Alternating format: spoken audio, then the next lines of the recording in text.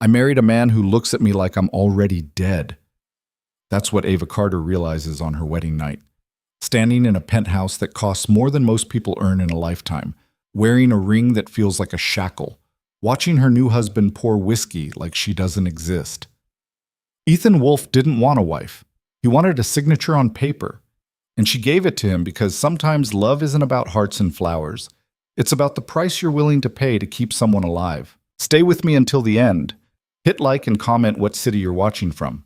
I want to see how far this story travels. The hospital smelled like disinfectant and dying hope. Ava sat in the waiting room with her hands pressed between her knees, trying to keep them from shaking. The fluorescent lights buzzed overhead, relentless and cold, washing everything in a sickly white glow. Across from her, a child slept against his mother's shoulder. An old man coughed wetly into his fist. Somewhere down the hall, machines beeped in steady rhythms that counted down to things people didn't want to think about. She'd been here for 6 hours. Her brother Noah was in surgery. Again, the third time in 2 months. Leukemia didn't care that he was only 19, that he'd just gotten accepted to art school, that he still slept with the stuffed dog their father gave him before he died. It didn't care that Ava had already sold everything she owned, maxed out every credit card, taken a second job she could barely manage on top of the first. The doctor had been blunt that morning. Without the transplant, he has maybe 3 months. With it, if we can find a match, if we can get him stable enough, if the insurance approves it, he might have years. Too many ifs. And one massive problem. Insurance wouldn't cover it. Not all of it. The experimental treatment, the specialists, the aftercare. It came to a number so large Ava's brain couldn't process it. $400,000. Might as well have been $4 million. She was a junior copywriter at a mid-tier marketing firm. She made $38,000 a year before taxes. She'd tried everything. Crowdfunding campaigns that barely broke $5,000. Loan applications that came back denied. She'd called distant relatives who hadn't spoken to her family in years, begged strangers on the internet, looked into medical trials that made her stomach turn. Nothing. And then Marcus called. Marcus Chen had been her father's business partner once, back when her father still had a business, before the heart attack that killed him, left nothing but debt and half-finished contracts. She hadn't heard from Marcus in 5 years, didn't even know he had her number. "I heard about Noah," he'd said, voice smooth and careful over the phone. "I'm sorry, Ava, I know this must be hell." She'd almost hung up. Grief tourists, her mother used to call them. People who showed up when things got bad just to feel better about their own lives. But then he said, "I might know someone who can help." She should have known better. She did know better. But when you're drowning, you don't ask questions about the hand pulling you up. Marcus had given her an address, a name. Ethan Wolfe. "He's complicated," Marcus had warned, "but he has the resources, and he owes me a favor." Why would a billionaire help me? He wouldn't, but he might help me, and I'm asking. Ava had looked him up that night, sitting in Noah's empty apartment, surrounded by his half-finished paintings and college brochures he'd never get to use. Ethan Wolfe's face stared back at her from a dozen Forbes articles, business journals, society pages. Cold eyes, sharp jaw, the kind of face that looked carved rather than born. He was 34, never married, CEO of Wolfe Enterprises, a sprawling conglomerate that did everything from real estate to tech investments to things Ava didn't understand. The articles called him ruthless, calculating, a shark in a suit. One tabloid called him Manhattan's most eligible bastard. She'd stared at his photograph for a long time, trying to see something human in those eyes. She couldn't, but Noah was dying, and desperation makes you do things you never thought possible.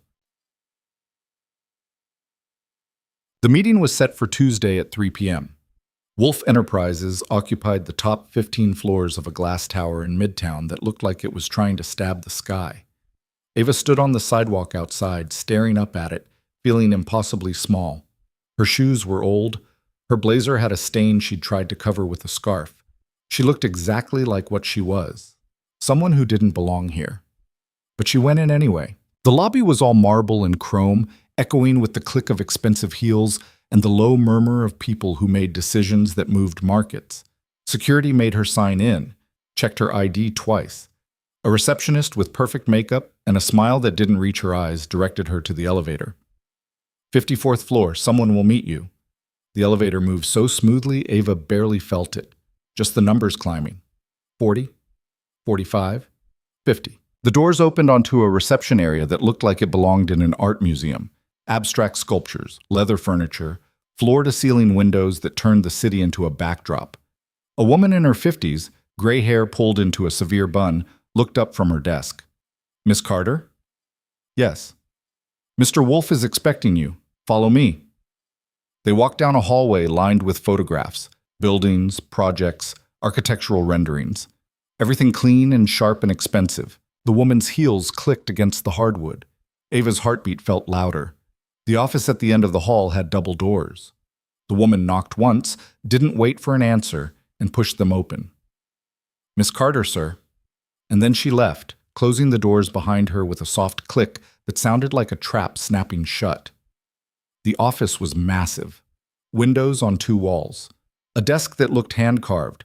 Bookshelves filled with leather-bound volumes that probably cost more than Ava's car. And behind the desk, standing with his back to her, looking out at the city like he owned it, Ethan Wolf. He didn't turn around immediately, just stood there, hands in his pockets, shoulders straight. Ava waited, feeling her pulse in her throat. Seconds stretched. She was about to say something, anything, when he finally spoke. "Marcus says you need money." His voice was low, controlled. The kind of voice that never had to ask twice. "Yes." "How much?" 400,000. For my brother's treatment. He has... I know what he has. Ethan turned then, and the photographs hadn't lied. Sharp features, cold eyes. He looked at her the way someone might look at a contract, assessing value, calculating risk. "Marcus sent me the details." Ava's hands tightened on her purse strap. "I can pay you back. It'll take time, but You can't. I'll find a way. I'll work. You make 38,000 a year. After taxes, rent, basic expenses, you'd need approximately 15 years to pay me back, assuming no interest, no emergencies, no life." He moved to his desk, sat down, gestured to the chair across from him. "Sit." She sat, felt about 10 years old doing it. Ethan leaned back in his chair, studying her. "I'm not a charity, Miss Carter. I don't give money away." "Then why am I here?" "Because Marcus called in a favor, and because I need something." Ava's stomach dropped. "What?" "A wife." The word hung in the air between them like something solid. She stared at him. "What?" "My father is sick. Cancer. He has maybe a year, possibly less. His dying wish is to see me married and settled before he goes. He's made it clear that if I'm not, certain complications will arise with the business. Board members who share his traditional views, investors who prefer stability, a contested will." Ethan's expression didn't change. "I need to fulfill that wish. You need money. I'm proposing a transaction." Ava felt like the floor had dropped out from under her. "You want me to marry you?" "For 1 year. Legally binding, but purely contractual. You'll live in my home, attend necessary public events as my wife, maintain the appearance of a legitimate marriage. In exchange, I'll cover your brother's treatment in full, plus a monthly allowance of $10,000 for personal expenses." That's insane. That's business. You could marry anyone. Someone from your world. Someone who would expect something real. Ethan's eyes were flat, unreadable. Someone who would complicate things. "You're perfect precisely because you're not from my world. You need something specific. I can provide it. When the year is over, we divorce quietly, you walk away with enough money to start over, and everyone gets what they want." Ava's mind was racing. This is crazy. People don't do this. People do this all the time. They just don't usually admit it. He pulled a document from his desk drawer, slid it across to her. The contract. Everything outlined. Your obligations, my obligations, terms of termination, confidentiality clauses. Read it. Think about it. You have 48 hours to decide. She looked down at the document. 40 pages at least. Dense legal text. Her brother's life reduced to terms and conditions. "And if I say no?" "Then you say no. I'll find another solution to my problem. You'll find another solution to yours." His tone didn't change. "But we both know you won't find $400,000 in 3 months." Ava felt something cold settle in her chest. You're a real bastard, aren't you? Yes. No emotion, no apology. But I'm a bastard who can save your brother's life. She took the contract home and didn't sleep that night. Read it 4 times. Every word, every clause. It was exactly what he'd said, cold, calculated, binding. She would move into his penthouse within a week of signing. She would attend all required social functions. She would present as a devoted wife in public. She would not embarrass him, contradict him, or behave in any way that might suggest the arrangement was anything other than genuine. In exchange, full payment of Noah's medical expenses. $10,000 a month for 12 months. A divorce settlement of $100,000 at the end, provided she fulfilled all terms. There were rules, pages of them. No romantic entanglements with others during the marriage. No discussion of the arrangement with anyone except her brother, who would be required to sign a separate NDA. No attempts to claim any of Ethan's assets beyond what was specified. If she violated any terms, the contract was void, and she owed him everything back. It was a cage dressed up in legal language. But Noah was dying. Ava sat in the hospital the next morning, watching her brother sleep. He looked so young, so fragile. The IV drip counted time in steady drops. His breathing was shallow. He'd always protected her when they were kids. When their father drank too much, when their mother worked late, when other kids made fun of Ava's secondhand clothes, Noah had been there. Her best friend. Her family. Now it was her turn. She signed the contract that afternoon. Marcus witnessed it. Ethan's lawyer notarized it. 40 pages of her life traded for Noah's chance to keep living his. Ethan didn't smile when she handed it back.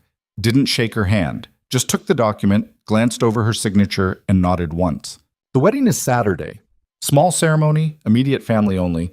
My assistant will contact you with details. That's 5 days from now. Yes.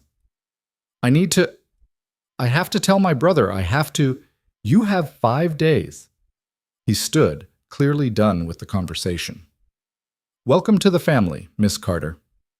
The wedding was exactly as warm as she'd expected. A judge's office. Ethan in a black suit that probably cost more than her annual salary. Ava in a simple white dress she'd bought on sale 2 days before. Marcus was there. Ethan's assistant. 2 lawyers. No flowers, no music. No pretense that this was anything other than what it was. The judge went through the words quickly, efficiently. Did she take this man? Did he take this woman? Say I do. Sign here. Here. Initial here. 15 minutes. That's how long it took to sell herself. Ethan kissed her at the end because the judge was traditional and it was expected. His lips were cool, professional, exactly like a handshake. Then it was over and she was Mrs. Wolfe and her brother's treatment was paid for, and she felt absolutely nothing except vaguely nauseous. Car's waiting, Ethan said, not looking at her. For what? To take us home. Home. The word felt foreign. The car was a black Mercedes with leather seats and a driver who didn't make conversation. Ava stared out the window as Manhattan blurred past. Ethan made phone calls in a language she didn't recognize, German, maybe, or Dutch, talking business like he hadn't just gotten married. The penthouse was in a building she'd only seen in magazines. The doorman tipped his hat. The elevator required a key. They rose 42 floors in silence. When the doors opened, they opened directly into the apartment. It was stunning, floor-to-ceiling windows overlooking Central Park. Modern furniture, all clean lines and expensive fabrics. Art on the walls that looked important. A kitchen that belonged in a restaurant. Everything white and gray and chrome, beautiful and cold as a museum. Your room is down that hall, second door on the left, Ethan said, setting his briefcase down. I'm at the end. There's a shared bathroom in the middle if you need it, though your room has an ensuite. Okay. Housekeeper comes Mondays and Thursdays. Cook comes at 6, unless I tell him otherwise. Don't touch anything in my office. He loosened his tie. Questions? About 1,000. No. Good. He headed toward what she assumed was his bedroom. Paused, turned back. One more thing. What? This is a business arrangement, Mrs. Wolfe, nothing more. I need you to understand that clearly. You're here because I need a wife on paper. That's all you are. That's all you'll ever be. His eyes were flat. Empty. Don't mistake proximity for intimacy. Don't expect conversations or companionship or whatever fantasies you might have about what marriage means. We're not friends. We're not lovers. We're barely acquaintances. Clear? Something sharp twisted in Ava's chest. Crystal. Excellent. And then he was gone, disappearing into his room, closing the door with a quiet click that felt like the final punctuation on the worst day of her life. Ava stood there in the massive, beautiful, empty apartment and thought, what have I done? Her room was bigger than the apartment she'd been renting. King bed, walk-in closet, windows that showed the city spread out like something from a dream. Marble bathroom with a shower big enough for 4 people. Everything clean, untouched, perfect. It felt like a hotel. Ava's suitcase looked pathetic in the corner, everything she owned fitting into 2 bags. She unpacked slowly, putting her clothes next to empty space where a whole other person's life should go. Hung up her 3 dresses, lined up her shoes, put her toothbrush in the bathroom, and stared at herself in the mirror. Mrs. Wolfe. She didn't look any different, same brown hair, same ordinary face, same exhausted eyes. But something fundamental had shifted. She'd signed away a year of her life, married a stranger who'd made it clear she meant nothing. Her phone buzzed. Noah. How'd the meeting with the specialist go? She'd told him she'd found a way to pay for treatment, a donor who wanted to remain anonymous, medical charity, something. He'd been so relieved he'd cried, and Ava had held him and lied and felt like the worst sister in the world. Good, she texted back. They're optimistic. Surgery scheduled for next week. Thank God. I love you too. She set the phone down and sat on the edge of the bed that cost more than a car and felt more alone than she'd ever felt in her life. The first week was silent.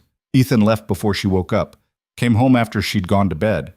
She saw him maybe twice, once in passing in the hallway, once when she'd gotten up at 2 a.m. for water and found him at the kitchen island with a laptop, working in the dark. Sorry, she'd said. Didn't mean to disturb you. He hadn't looked up. You didn't. She'd gotten her water and gone back to her room. The housekeeper, Maria, was kind in a way that made Ava want to cry. Older woman, soft smile, didn't ask questions. She left fresh towels, made the bed. Sometimes there were flowers in Ava's room. Nothing extravagant, just small arrangements that made the space feel less like a tomb. The cook, James, was professional and distant. Left meals in warming drawers with little cards. Salmon, roasted vegetables, wild rice. Everything perfectly prepared. Everything eaten alone. Ava started going to the hospital every day. Sat with Noah during his prep appointments. Held his hand during the rough conversations with doctors. He was getting stronger, healthier.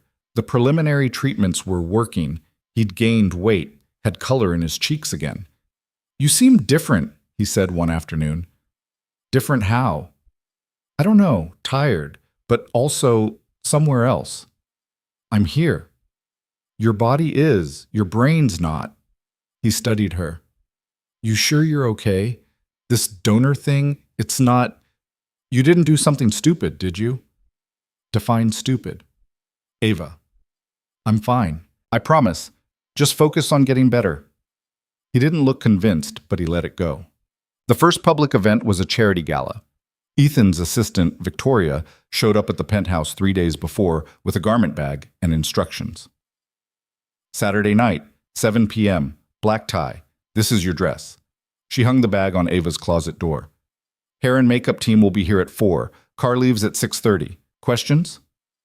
What's the event? Children's Hospital fundraiser. You'll sit beside Mr. Wolfe during dinner, smile for photographs, make small talk with donors. He'll introduce you as his wife. You'll be gracious and charming and give no indication this is anything other than a love match. Right, easy. Victoria's expression softened slightly. It gets easier. First one's always rough. How many of these are there? In a given month, 4 or 5, sometimes more. Jesus. Welcome to being a wolf. The dress was beautiful, deep blue, fitted, elegant without being flashy. Ava stared at it after Victoria left, trying to imagine herself in it, playing the part of someone who belonged in Ethan's world. She couldn't, but Saturday came anyway. Bashsamsin. The hair and makeup team transformed her into someone unrecognizable. Ava stared at herself in the mirror. Elegant updo, subtle but flawless makeup, the dress fitting like it had been made for her. She looked expensive, polished, like someone who married billionaires. "You look beautiful," Maria said softly from the doorway. "I look like a fraud." "No, mija, you look like you belong." Ava wished that were true. Ethan was waiting in the living room when she emerged. He wore a tuxedo like he'd been born in one. Perfect fit, perfect posture, checking his phone with the same distant expression he always wore. Then he looked up. For just a second, less than a heartbeat, something flickered in his eyes. Surprise, maybe. Or appreciation. Something almost human. Then it was gone. "Ready?" he asked. "As I'll ever be." In the car, he briefed her. "The Harrisons will be there. Old money, multiple foundations. Smile, but don't engage beyond pleasantries. The Chens are attending, avoid discussing politics. If anyone asks how we met, we tell them through Marcus at a charity auction last year. Whirlwind romance, very private, didn't want media attention." "Got it. Lie." "Yes." She looked at him, really looked. "Does anything about this bother you?"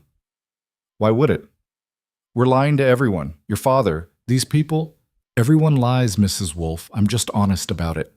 He glanced at her. "This arrangement works because we both understand what it is. Don't complicate it by developing a conscience." "I've always had a conscience." "Then learn to ignore it." The ballroom was exactly what Ava expected. Chandeliers, champagne, people dripping in jewelry that could fund small countries. A string quartet played something classical. Waiters circulated with trays of hors d'oeuvres that were more art than food. Ethan's hand settled on the small of her back as they entered. Possessive, performative. She fought the urge to flinch. "Smile," he murmured. "You look like you're at a funeral." "Maybe I am." "Whose?" "Mine." His jaw tightened, but he didn't respond.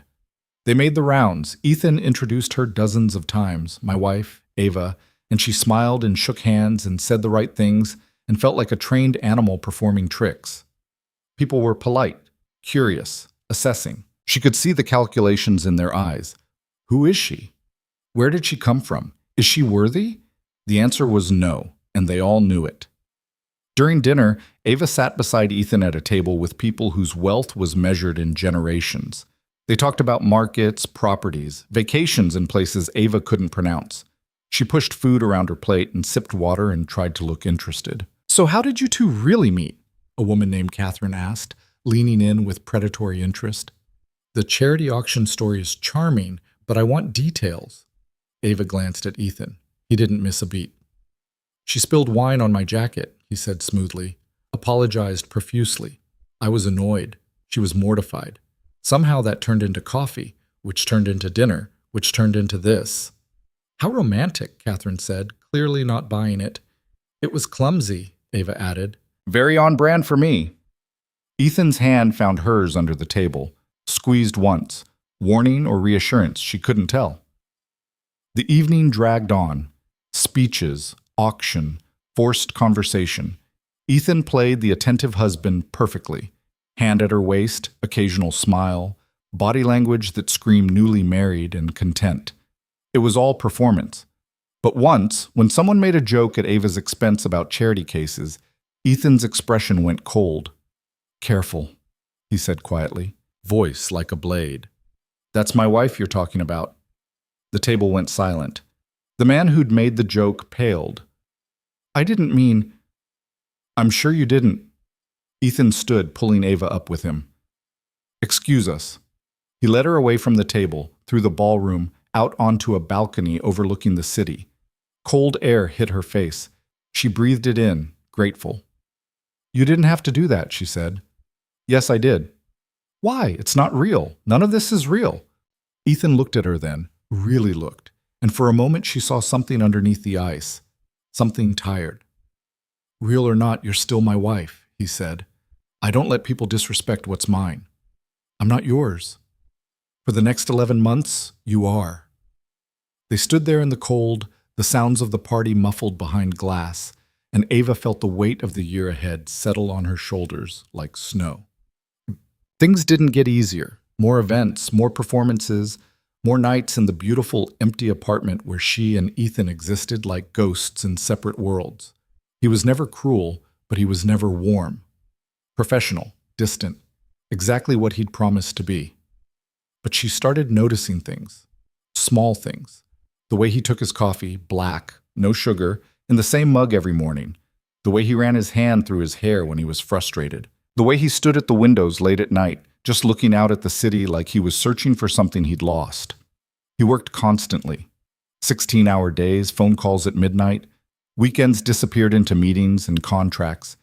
She'd hear him sometimes, through walls, speaking in that controlled voice that never wavered, never showed stress. But she saw it in the lines around his eyes, the tension in his shoulders, the way he sometimes rubbed his chest like something hurt there. One night, 3 weeks into the marriage, she found him asleep at his desk.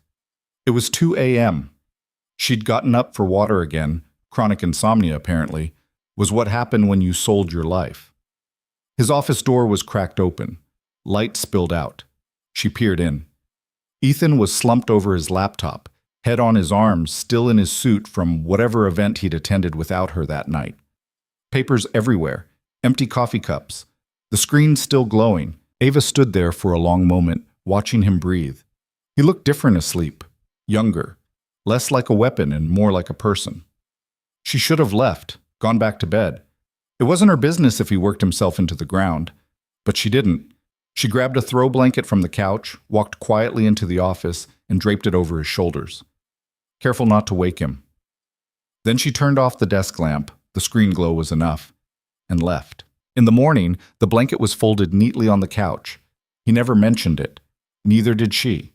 But the next week, when she came home from the hospital exhausted and drained from watching Noah go through another round of treatment, there was food waiting. Not the usual carefully plated meal from James, takeout, Thai food. Her favorite dish from a restaurant near her old apartment. She stared at it for a long time. Then she ate it alone and tried not to think about what it meant. The cracks started small. A month in, Ethan's father wanted to meet her. Tomorrow, Ethan said over breakfast, one of the rare mornings they were both in the kitchen at the same time. My father's having a good day. His nurse says he's strong enough for visitors. Okay. He'll ask questions. Be prepared. What kind of questions? How we met, why we married, if we're happy. Ethan's tone was flat. Lie convincingly. I've gotten good at that. Something flickered across his face. Yes, you have. The Wolf estate was in Connecticut. Sprawling grounds, old money architecture. The kind of place that had been in the family for generations. They drove up in silence. Ethan's jaw was tight the entire way. You don't want to be here, Ava observed. No. Why? Because my father is a manipulative bastard who's using his own mortality to control me. But he's still dying, so I have to pretend to care. Do you care? Ethan didn't answer. The house was massive, cold. A nurse met them at the door, middle-aged woman with kind eyes and a tired smile. He's in the study, she said. Good day today. Very alert. Wonderful, Ethan said without feeling. Richard Wolfe sat in a leather chair by a fire, oxygen tubes in his nose, blanket over his lap. He'd been a big man once. You could see it in the frame, the shoulders, but cancer had hollowed him out. Still, his eyes were sharp when they landed on Ava. So this is her. Father. This is Ava, my wife. Ava, Richard Wolfe. Ava stepped forward, offered her hand. Mr. Wolfe, it's good to meet you. His handshake was weak but firm, assessing. Sit, both of you. They sat. Ethan's posture was perfect, controlled, like a soldier at attention. How did you meet my son? Richard asked. Ava launched into the rehearsed story. Charity auction, spilled wine, coffee, love. The lies came easily now. Richard listened without expression. And you're happy? Very, Ava said. Ethan? Yes? No hesitation. Perfect delivery. Richard studied them both for a long, uncomfortable moment. Then he smiled, something thin and knowing. You're both excellent liars. I respect that. He coughed, wet and rattling. But I don't care if it's real or not. I needed Ethan settled. He's settled. That's enough. Ava's stomach dropped. You know. I've known my son for 34 years, girl. You think I can't tell when he's performing? Richard's eyes shifted to Ethan. But a deal's a deal. You're married, I'm satisfied. The board will be satisfied. When I'm gone, everything proceeds as planned. Ethan's expression didn't change. Good. Don't look so cold, boy. You got what you wanted. Did I? Something passed between them. History, resentment, years of things unsaid. Then Richard waved them off. Go. I'm tired. Come back next month. In the car, Ava finally spoke. He knew the whole time. Yes. You knew he knew. Yes. So this was all theater. Ethan stared out the window. Everything with my father is theater. Why do you hate him? I don't hate him. I just don't feel anything for him. He glanced at her. Feeling things is a waste of energy. That's sad. That's practical. They drove in silence for a while. Then Ava said quietly, What happened to you? Excuse me?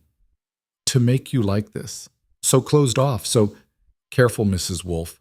His voice went cold. Our contract doesn't include therapy sessions. I'm not trying to. Yes, you are. Don't. He turned to face her fully. Whatever you think you see, whatever you think you understand, you don't. We have an arrangement. It's working. Leave it alone. Ava looked at him, really looked, and saw fear underneath the ice.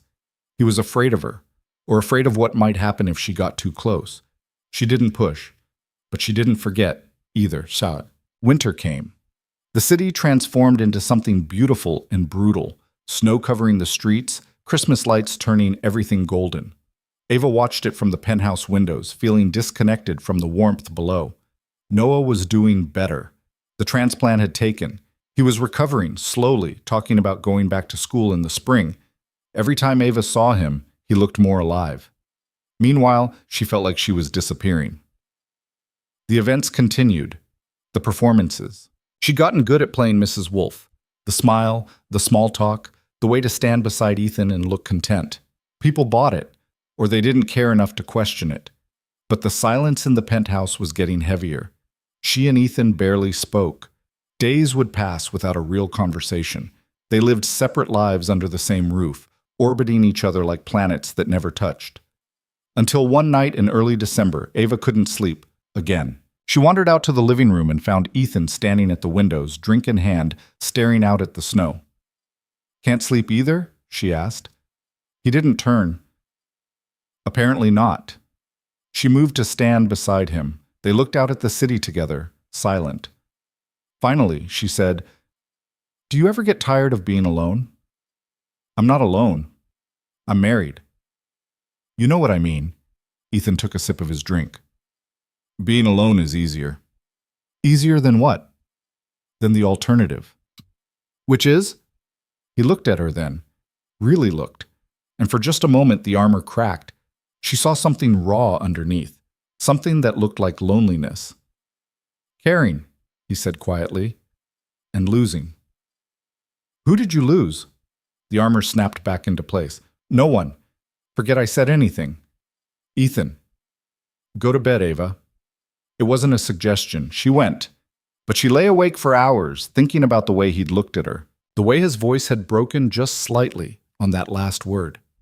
Caring and losing. Who had Ethan Wolfe loved and lost?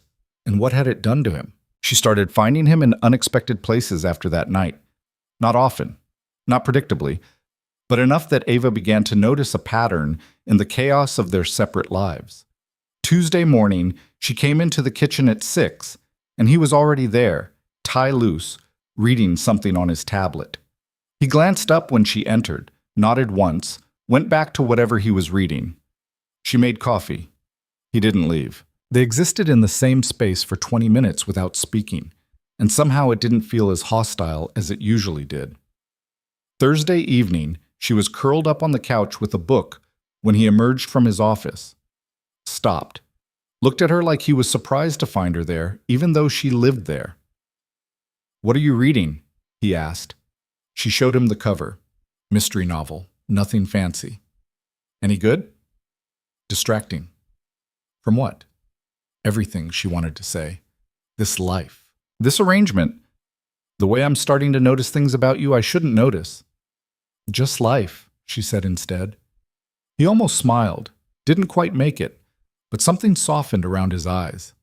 Distractions underrated, he said, and then he was gone again. Small moments. Nothing that meant anything. But they accumulated like snow, and Ava felt the weight of them settling somewhere in her chest. She couldn't quite identify. December deepened. The city prepared for Christmas with the kind of aggressive cheer that felt performative. Ava helped Noah pick out a small tree for his apartment, watched him decorate it with the ornaments from their childhood. He was getting stronger every day, talking about next semester, making plans. You should bring your husband by sometime, Noah said, hanging a lopsided angel on top. I want to meet the mysterious donor. Ava's stomach clenched. He's busy. He's always busy? What kind of marriage is this, Ava? The modern kind. Noah gave her a look that said he didn't buy it, but wasn't going to push. Yet. Just seems weird. You've been married 2 months, and I haven't even seen a picture of the guy. He's private. Or imaginary. Very real. Just very busy. If you say so. Noah stepped back, surveyed his work. How are you doing? Really? Fine. Liar. Ava looked at her brother. Color in his cheeks, life in his eyes, future stretching out ahead of him again. Worth it, she thought. Whatever this costs me, he's worth it. I'm okay, she said. Promise. She wasn't sure if she was lying or not. That weekend, Ethan's assistant called with instructions for another event. Holiday party at some penthouse uptown, hosted by one of Ethan's business partners. Black tie. 7 p.m. Do I have to? Ava asked Victoria. Contract says yes. Right, the contract.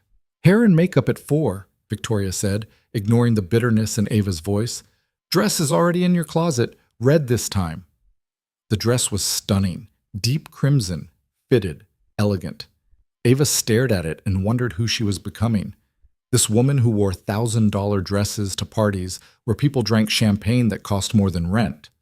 This woman who smiled on command and lied professionally, and shared a home with a man who looked at her like she was furniture, except he didn't. Not always, not anymore. That was the problem. The party was packed, wall-to-wall people, music too loud, laughter that sounded expensive. Ethan's hand found its usual place at the small of her back as they navigated the crowd. She'd stopped flinching at the touch, had started noticing the way his fingers sometimes lingered a second longer than necessary. Stop it, she told herself. It doesn't mean anything.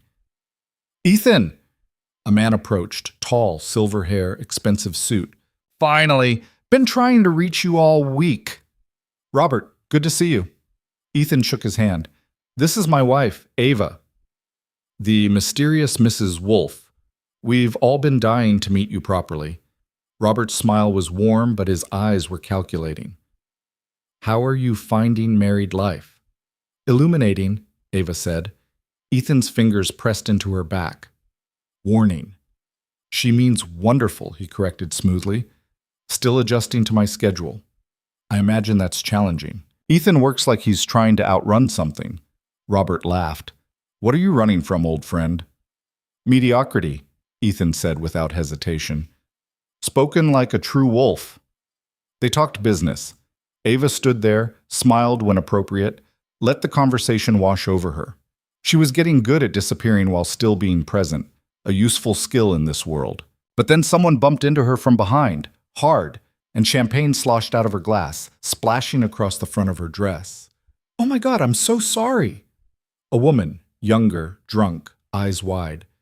It's fine, Ava said automatically. It's not fine. That dress is gorgeous. I'm such a mess. Really, it's okay. Ethan's hand was suddenly at her elbow. Excuse us, Robert.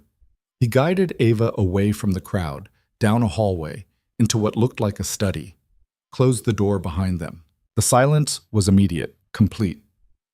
You okay? He asked. It's champagne, not acid. That dress cost $5,000. I didn't ask for a $5,000 dress. No, you didn't. He grabbed a towel from the attached bathroom, handed it to her. Here. She dabbed at the stain uselessly. This isn't coming out. Dry cleaner will handle it. You have a dry cleaner who specializes in champagne emergencies. I have a dry cleaner who specializes in making problems disappear. He watched her struggle with the towel for a moment, then took it from her hands. Here, let me. He was close suddenly, too close. She could smell his cologne, something expensive and understated, could see the faint shadow of stubble along his jaw. His hands moved carefully, dabbing at the stain on her dress, and she was acutely aware that his fingers were inches from her skin. Ethan, hold still. This is ridiculous. Yes.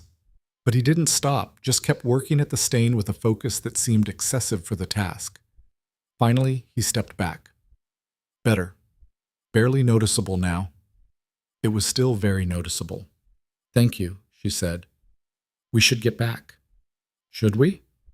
He looked at her then, really looked. And there it was again, that crack in the armor, that glimpse of something underneath, something that looked almost human. You did well tonight, he said quietly. With Robert, with the dress situation, you're getting better at this. At lying? At surviving. Is that what we're doing? Surviving? What else would you call it? Good question. She didn't have an answer. They went back to the party, stayed another hour, made the rounds, played their parts. In the car on the way home, Ethan was quiet, staring out the window at the city passing by. That thing Robert said, Ava ventured, about you running from something, is that true? Everyone's running from something. What are you running from? Ethan was silent for so long she thought he wasn't going to answer. Then, the past, same as everyone else. What happened in your past? Nothing that concerns you. We're married. On paper. Still married. He turned to look at her. Why do you care? I don't know, she said honestly. Maybe because we live together and I keep finding you alone at 3 a.m. looking like the loneliest person I've ever seen. Maybe because you're not as good at hiding as you think you are. Something flickered across his face. Anger, maybe, or fear. Don't, he said. Don't try to understand me. Don't try to fix me. I'm not a project. I'm not trying to. You are. I can see it. This need to make sense of things, to find meaning in the arrangement. He leaned closer. There is no meaning, Ava. There's a contract. That's all. Then why did you defend me at that gala? Why do you leave food when I'm tired? Why are you helping me with this stain instead of sending me to deal with it alone? Because maintaining the appearance of a functional marriage requires basic courtesy. Bullshit. Excuse me?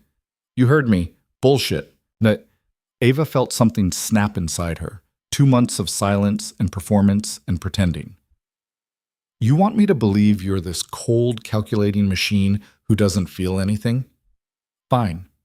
But I see you, Ethan. Late at night when you think no one's watching, standing at those windows like you're searching for something you lost, working yourself into the ground like if you stop moving, you'll have to actually think about your life. You're not emotionless.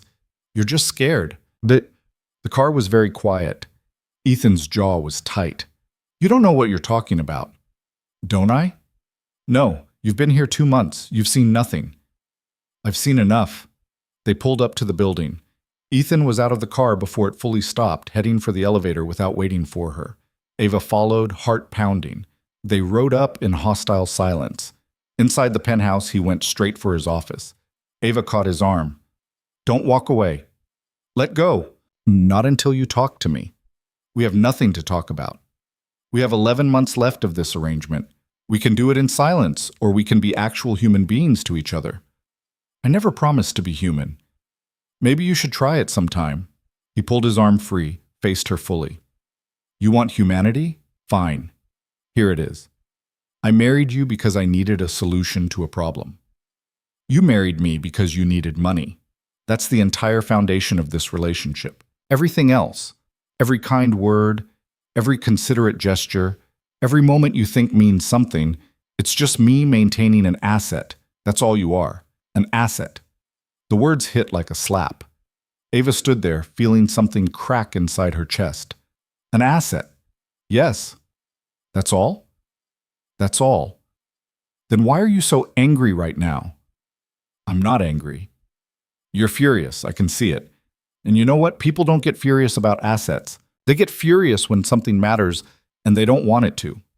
Ethan's expression went deadly cold. Get out of my way. Make me.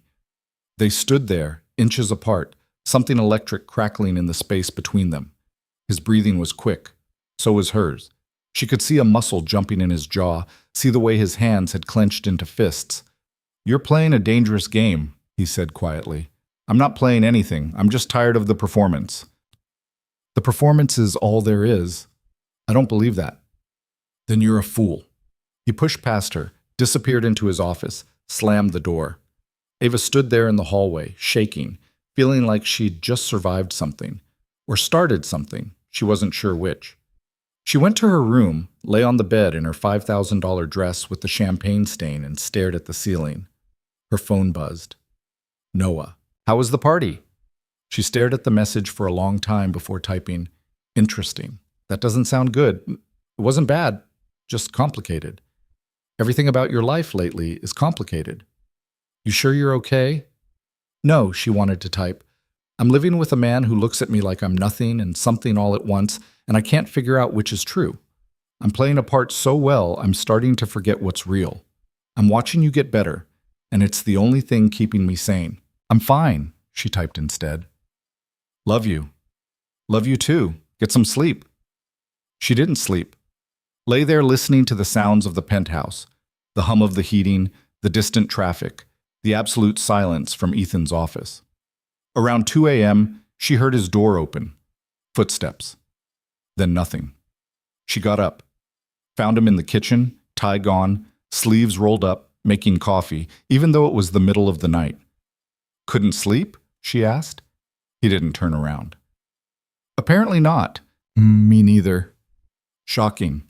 She moved into the kitchen, leaned against the counter. Are we going to talk about earlier? No. Ethan, I said things I shouldn't have said. You pushed buttons you shouldn't have pushed. We both crossed lines. Can we leave it at that? Can we?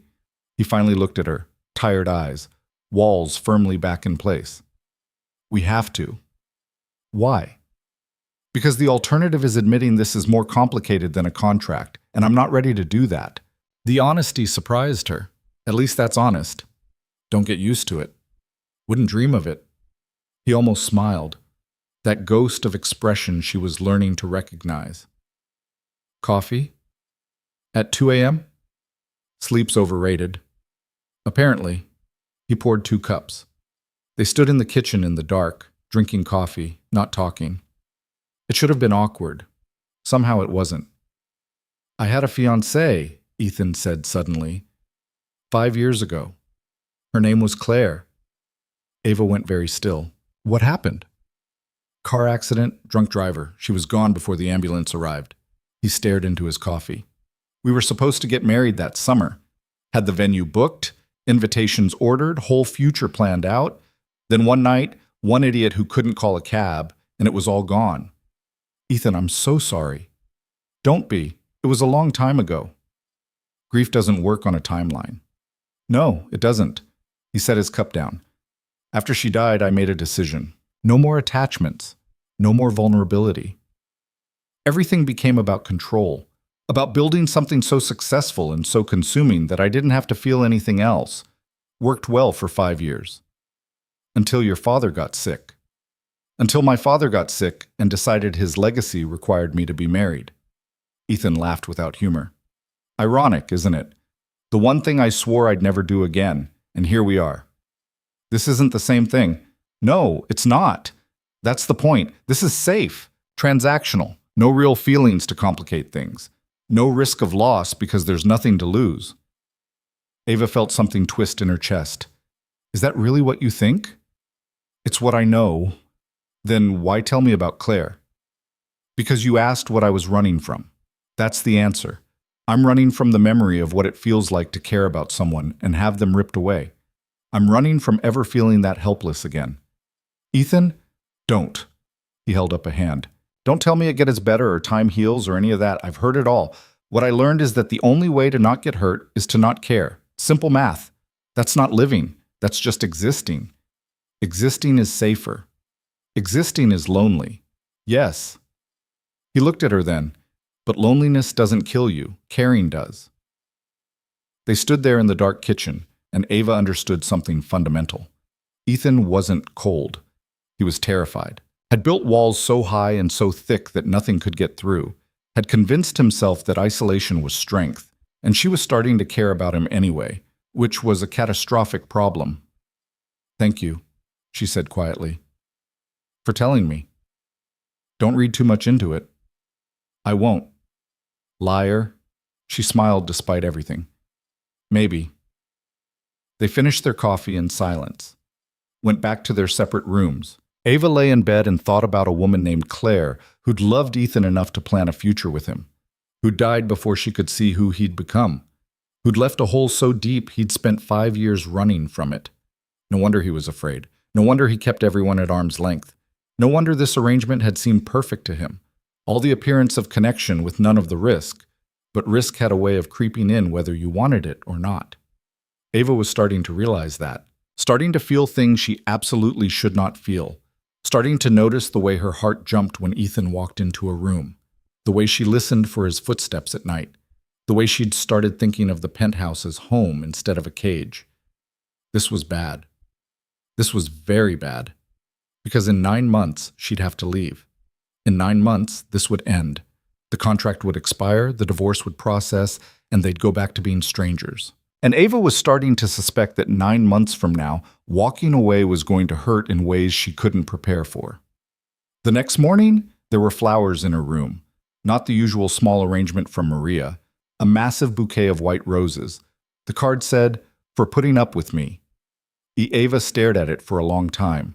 Then she got dressed and went to the hospital to visit Noah and tried very hard not to think about what those flowers meant. She failed. Christmas approached with the inevitability of a deadline. The city sparkled. Shop windows displayed perfect fantasy versions of the holiday. Families ice skated in Central Park. Couples kissed under mistletoe in doorways. Everything felt staged, like the whole city was performing happiness. Ava felt disconnected from all of it. She bought Noah presents, wrapped them carefully, helped him plan a small dinner with some friends from school who'd stuck by him through the treatment, smiled when he talked about the future like it was guaranteed now. "What are you doing for Christmas?" he asked. "Quiet day at home, probably." "With your husband?" "Maybe." "You still being weird about him?" "I'm not being weird." "You haven't brought him around once. It's weird. He's private." "Or you're lying about something." Ava looked at her brother. "What would I be lying about?" "I don't know, but something's off. You get this look sometimes, like you're somewhere else entirely, like you're going through the motions." "I'm fine, Noah, I promise." He didn't look convinced, but he dropped it. That night, Ava came home to find Ethan in the living room standing in front of a Christmas tree. A real one, 7 feet tall, undecorated. She stopped. "What is this?" "A tree." "I can see that. Why?" "Because it's Christmas next week and married people have Christmas trees." He looked uncomfortable. "Victoria said it was expected." "You got a tree because your assistant said so?" "Yes." "Do you even celebrate Christmas?" "Not really. Do you?" "Used to, when my parents were alive." Ava moved closer to the tree. It was beautiful, full, perfectly shaped, the kind that belonged in magazines. "This is surreal. We don't have to keep it." "No, She touched one of the branches, felt something shift in her chest. "It's nice, just unexpected." "Everything about this is unexpected." "True." They stood there looking at the tree. Finally, Ethan said, "There are decorations. In the closet.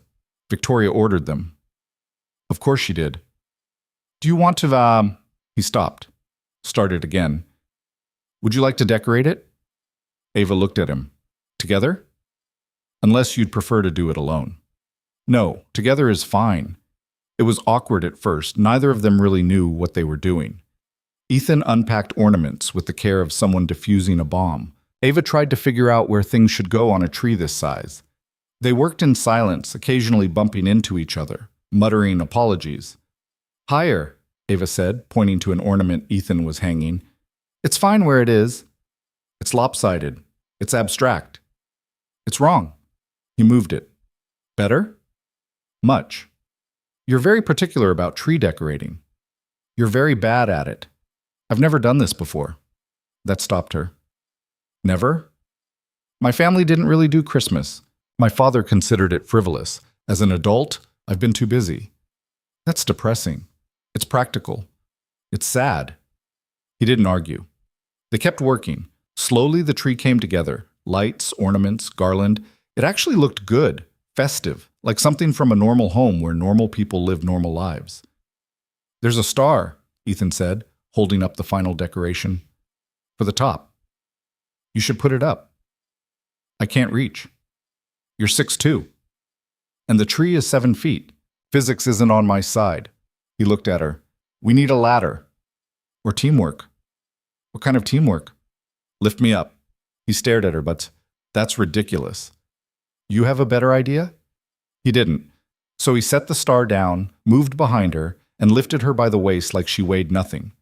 Ava grabbed the star, reached up, managed to get it onto the top branch. It tilted. She adjusted again. Got it? Ethan asked. Almost. Little to the left. My left. No, the other, there. He set her down. They stepped back to look at their work. The tree was perfect, glowing, beautiful. The star on top caught the light and scattered it across the room. We did it, Ava said. We did. It's actually good. Don't sound so surprised, she laughed. Couldn't help it. The absurdity of the moment. Her and Ethan Wolfe decorated a Christmas tree together in a penthouse that cost more than small countries, pretending to be something they weren't, except it didn't feel like pretending right now. Thank you, she said. For this. For what? Following Victoria's instructions? For trying. For putting up the tree. For lifting me. For... She gestured vaguely. All of it. Ethan looked at her for a long moment. Something in his expression had softened. You're welcome. They stood there in the glow of the tree lights, and Ava felt something dangerous bloom in her chest. Something warm and terrifying and absolutely forbidden. She was falling for him, despite the contract, despite the walls, despite everything. She was falling for Ethan Wolfe, and there was no way it could end well. I should go to bed, she said abruptly. It's only 9. Long day. Ava, good night, Ethan. She fled to her room before he could see the truth on her face, lay in bed and stared at the ceiling and tried to figure out how everything had gotten so complicated. This was supposed to be simple, a transaction, a year of her life for Noah's survival. No feelings, no complications, just business. But somewhere between the silent breakfasts and the late-night conversations and the way Ethan had told her about Claire, something had shifted. The line between performance and reality had blurred. She'd started seeing him as a person instead of a stranger, started noticing the way he tried to hide his kindness behind cold efficiency, started wanting to reach through his walls and find the man underneath. This was a mistake, a massive, catastrophic mistake. Because in 8 months, this would end. And when it did, she'd have to walk away from whatever this was becoming. Would have to go back to her life and pretend none of it had mattered. Could she do that? Did she have a choice? Her phone buzzed. Text from an unknown number. She opened it. Still awake? Ava stared at it. Realized it was Ethan. They'd never texted before, didn't even have each other's numbers saved. Unfortunately, she typed back, The tree looks good. It does. Thank you for helping. You're welcome. Long pause. Then, this is weird, isn't it? What is? This. Us. All of it. Extremely weird, but not terrible. Ava looked at the message for a long time before answering. No, not terrible. Another pause. Good night, Ava. Good night, Ethan. She set the phone down and closed her eyes and tried not to think about how his name had felt natural in that text. Like something she'd said 1,000 times before. Like something that belonged to her. It didn't. None of this did. She had to remember that. Outside her window, the city glittered with Christmas lights and false promises. Inside, Ava lay in the dark and felt the weight of 8 months pressing down on her like gravity. 8 months to keep pretending. 8 months to keep her heart in check.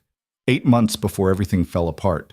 The tree glowed in the living room, beautiful and temporary, just like everything else in this arranged life. And somewhere down the hall, Ethan stood at his windows and looked out at the city and wondered when exactly his carefully controlled world had started to slip through his fingers. Christmas morning came quiet and strange. Ava woke to snow falling outside her window, the city muffled under white. For a moment she forgot where she was, forgot the contract and the arrangement, and the man sleeping down the hall. Then reality settled back in, heavy as the blankets. She got up, pulled on a robe, padded out to the kitchen. Expected to find it empty. Found Ethan instead, standing at the stove in sweatpants and a t-shirt she'd never seen him wear. His hair was messy. He wasn't wearing shoes, he looked almost human. "You cook?" she asked. He glanced back. "Occasionally, when James has the day off." "What are you making?" "Trying to make pancakes. Emphasis on trying." He gestured to the pan where something vaguely pancake-shaped was burning. "This isn't going well." Ava moved closer, looked at the disaster in progress. "When did you flip it?" 30 seconds ago. That's about 25 seconds too late. "I'm realizing that." She took the spatula from him. "Move, before you burn the place down." He stepped aside, looking almost relieved. Ava scraped the burnt pancake into the trash, poured new batter. They worked in silence, her cooking, him watching, the morning stretching out soft and unhurried. "I didn't know you celebrated Christmas," Ethan said finally. "I don't really, not since my parents died. But Noah likes it, so I make an effort." "Are you seeing him today?" "This afternoon. You?" "My father. Obligatory visit." He paused. "You could come, if you want." Ava glanced at him. "To see your dying father on Christmas?" "When you put it that way, it sounds depressing." "It is depressing." "Yes." He almost smiled. "But he'll expect both of us. Married couple, keeping up appearances. The usual performance." "Merry Christmas to us." "Indeed." She flipped the pancake. Perfect golden brown. "At least one thing's going right today." They ate breakfast together at the kitchen island, plates of passable pancakes and coffee that was too strong. The tree glowed in the living room. Snow kept falling. It felt surreal, this quiet domesticity with a man who told her she meant nothing to him. Except he kept doing things that contradicted that. Kept leaving food. Kept texting her goodnight. Kept looking at her like he was trying to solve an equation that didn't have an answer. "There's something under the tree," Ethan said abruptly. "For you." "What?" "A gift. It's not—" "Don't read into it. Victoria handled most of it, but I thought it would look strange if there was nothing." Ava set down her fork. "You got me a Christmas present." "Technically, Victoria got you a Christmas present. I just approved the purchase." "That's the most Ethan thing I've ever heard."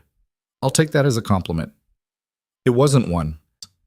He stood, went to the tree, came back with a small wrapped box, set it in front of her. "Here." Ava stared at it. "I didn't get you anything. I didn't expect you to. Now I feel terrible." "Don't. This is part of the arrangement. Maintaining appearances extends to holidays." She unwrapped it slowly. Inside was a velvet box. Inside that, a bracelet, delicate gold chain, small pendant shaped like a compass. "So you don't get lost," Ethan said quietly. Ava looked up at him. "This is beautiful. Victoria has good taste. Did Victoria pick the compass?" He didn't answer, which was answer enough. She put it on. It fit perfectly. "Thank you." "You're welcome." They sat there in the strange intimacy of Christmas morning, and Ava felt something shift again. Another crack in the foundation of what this was supposed to be. "I should get ready," she said. "If we're going to Connecticut." "Right, yes. We should leave by 11. The drive to the Wolf estate was quieter than usual. Ethan seemed tense, jaw tight, hands gripping the steering wheel harder than necessary. Ava recognized the signs now. He always got like this before seeing his father, closed off, armored. "You really hate him, don't you?" she asked. "I told you, I don't hate him. I just don't feel anything." "That's worse." "Is it?" "At least hate is something. What you have is just emptiness." Ethan was quiet for a long moment. He wasn't always like this. When I was young, before the company consumed everything, he was different, present, engaged. Then my mother died, and something in him died too. He threw himself into work, into building the empire, into making sure the Wolf name meant something. I became part of that project, not a son, an investment. How old were you when she died? 12? That's terrible. It was a long time ago. Doesn't make it less terrible. He glanced at her. You sound like you understand. I was 15 when my dad died, 20 when I lost my mom. Different circumstances, but the shape of it's the same. One day you have parents, the next you're just trying to figure out how to keep breathing. And did you? Figure it out? Still working on it. They pulled up to the estate. Richard Wolf's nurse met them at the door, same tired smile as last time. He's having a rough morning, she warned. Pain's pretty bad. Try not to stay too long. Richard was in bed this time, propped up on pillows, oxygen mask beside him. He looked worse than before, grayer, frailer, like he was disappearing into the sheets. But his eyes were still sharp when they landed on Ava. Mrs. Wolf, Merry Christmas. Merry Christmas, Mr. Wolf. Come closer. Let me see you properly. She moved to the bedside. Richard reached out, took her hand. His grip was weak but insistent. You're good for him, he said. I can see it. I don't know about that. I do. He looks less dead when you're around. His eyes shifted to Ethan, standing stiff by the door. You picked well, boy. It was random luck, Ethan said flatly. Nothing's random. You wanted someone who wouldn't break. Someone strong enough to deal with your bullshit. Richard coughed, wet and painful. You got what you needed. If you say so. They stayed 20 minutes, made stilted conversation. Richard drifted in and out, pain medication making him vague. Finally, the nurse suggested they let him rest. Come back next month, Richard said as they were leaving. I want to see you both again. We will, Ava said. Outside, Ethan was silent. They got in the car. He didn't start it immediately, just sat there, staring at nothing. He won't make it to next month, he said finally. You don't know that. Yes, I do. I've seen enough death to recognize it. He started the car. He'll be gone by February. I'm sorry. Don't be. Like I said, I don't feel anything. But his hands were shaking slightly on the wheel. They drove back to the city. Ava spent the afternoon with Noah, helping him host his small dinner party. His friends were kind, relieved to see him healthy. They laughed and ate and played ridiculous board games. Normal things, human things. Noah pulled her aside while people were cleaning up. You seem different, he said. You keep saying that. Because it keeps being true. Something's changed. Noah, is it him? Your mysterious husband? Ava looked at her brother. It's complicated. Complicated how? In every possible way. Do you love him?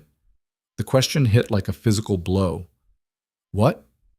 It's not a trick question. Do you love him? I barely know him. That's not an answer. It's the only answer I have. Ava looked away. Can we not do this right now? Fine. But Ava, whatever's going on, whatever you're not telling me, just be careful, okay? I'm always careful. No, you're not. You're reckless when it comes to people you care about. You always have been. She wanted to argue. Couldn't. He was right. She got home late, tired, emotionally wrung out, found Ethan in the living room, drink in hand, staring at the Christmas tree. How was dinner? He asked. Good. Yours? Depressing.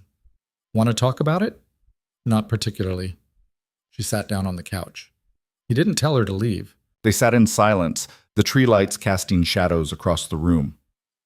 He looked bad, Ethan said after a while. Worse than I expected. I know.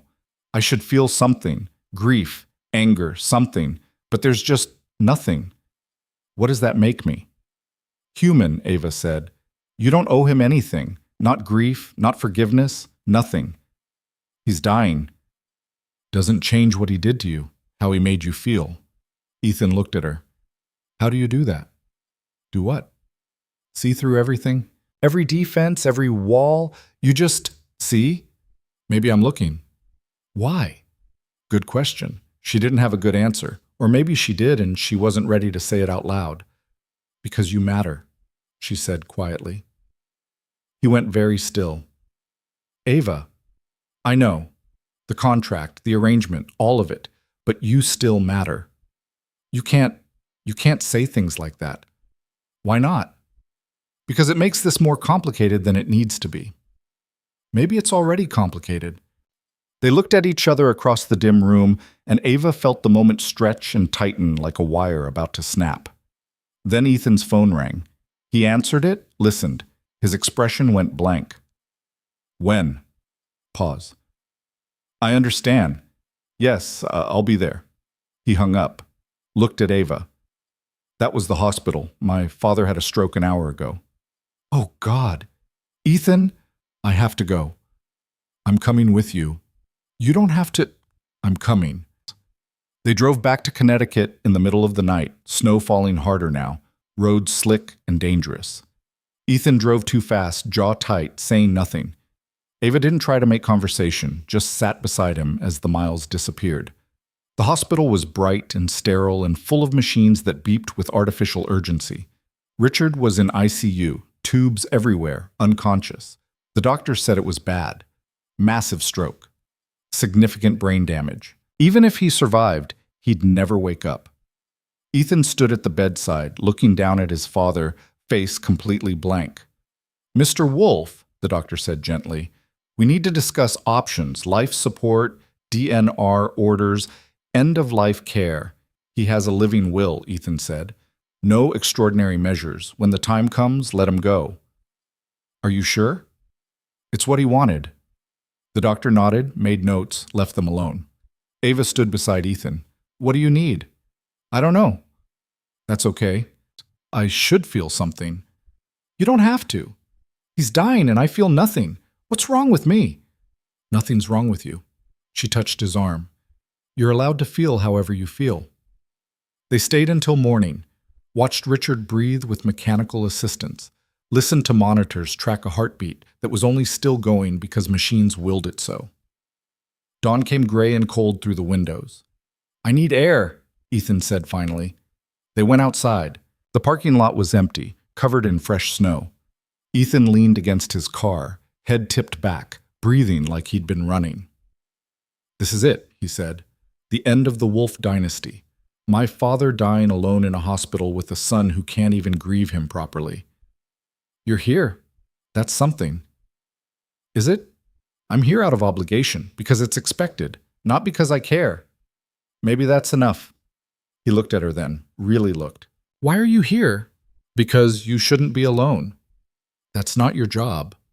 I know. The contract doesn't require... See, this has nothing to do with the contract. Something broke in his expression. Ava, don't. Don't what? Care about me. It won't end well. Too late. I'm serious. I can't be what you need. I don't know how to be human anymore. Don't know how to let people in. Claire died and I locked everything down and I don't know how to unlock it. I'm not asking you to. Then what are you asking? Nothing. I'm just here. He stared at her.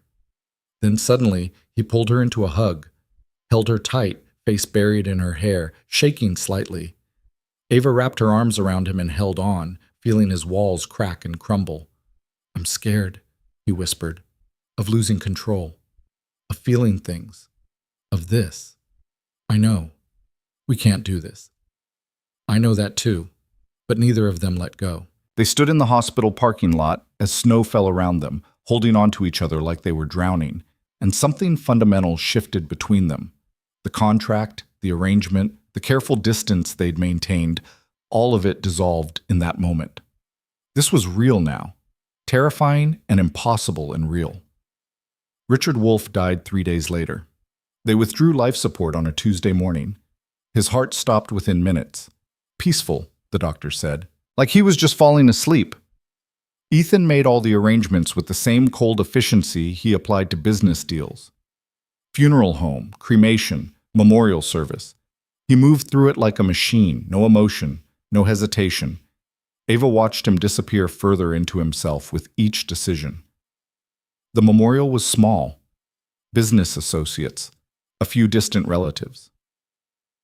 People who came out of obligation more than grief. Ethan gave a eulogy that sounded like a corporate presentation. Richard Wolf's achievements, his legacy, his impact on the industry. Nothing personal, nothing real. Afterward, people came up to offer condolences that sounded rehearsed. I'm sorry for your loss. He was a great man. The company will miss him. Ethan accepted each platitude with a nod, a handshake, perfect composure. But Ava could see the tension in his shoulders, the way his jaw kept clenching, the way he was barely holding himself together. At home that night, he went straight to his office, closed the door. Ava heard him on the phone, back to work, back to the only thing that made sense to him. She gave him an hour, then she knocked. "I'm busy," he called. "I don't care." Silence. Then, "Come in." He was at his desk, laptop open, files everywhere. Working, always working. "You need to stop," Ava said. "I'm fine." "You're not. I have a company to run. My father's death means board meetings, restructuring, legal complications. Your father died 4 hours ago, which is why I need to stay on top of things." "Ethan." She moved closer. "Stop running." "I'm not running. I'm working." "Same thing for you." He slammed the laptop closed. "What do you want from me, Ava? What do you expect? Tears? Some dramatic breakdown? That's not who I am. I'm not asking you to be anyone. I'm asking you to feel something." "I don't want to feel something. Feeling things is how you get destroyed. Or how you stay human. I don't want to be human. I want to be in control. You can't control everything. Watch me." They stared at each other across the desk, something electric and dangerous crackling between them. "This is about Claire," Ava said quietly. "Don't. You're terrified that if you let yourself grieve your father, you'll have to grieve her too. You'll have to face everything you've been running from for 5 years. You don't know what you're talking about." "Yes, I do. Because I did the same thing when my mother died. Threw myself into taking care of Noah, into work, into anything that meant I didn't have to stop and feel. And it almost destroyed me. I'm not you. No. But you're human. Whether you want to be or not." Ethan stood up, moved around the desk, stopped inches from her. "You need to leave." "No." "Ava, I'm not leaving you alone tonight. That's not your decision." "Too bad. I'm making it anyway." They stood there, too close, breathing each other's air. Ava could see the war happening in his eyes, the need to push her away fighting with something else, something that looked like desperation. "Why?" he asked roughly. "Why do you care?" "Because someone should." "That's not an answer."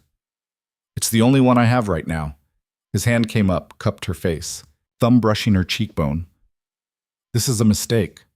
"Probably." "We have a contract." "I know. 7 months left." "I know that too. This will complicate everything. Everything's already complicated." He leaned down, stopped, waited, giving her the choice. Ava made it. She kissed him. It wasn't gentle, wasn't sweet. It was desperate and messy, and 5 months of tension breaking all at once. His hands tangled in her hair. Hers gripped his shirt. They backed into the desk, into the wall, knocking things over, not caring. "This is a bad idea," Ethan breathed against her mouth. "Terrible," she agreed. "We should stop." "Probably." Neither of them stopped. They ended up on the couch in his office, tangled together. The world narrowed down to just this, his mouth on her neck, her hands under his shirt. The sound of their breathing, harsh and uneven. Then Ethan pulled back. Wait. What's wrong?" "Everything. We can't." "Why not?" "Because in 7 months you're leaving. This ends. We go back to being strangers. If we do this, if we cross this line, we already crossed the line." "Not like this." Ava sat up, trying to catch her breath. "Then what do you want?" "I don't know." He ran his hands through his hair. "I don't know what I want. For 5 years, I've known exactly what I want.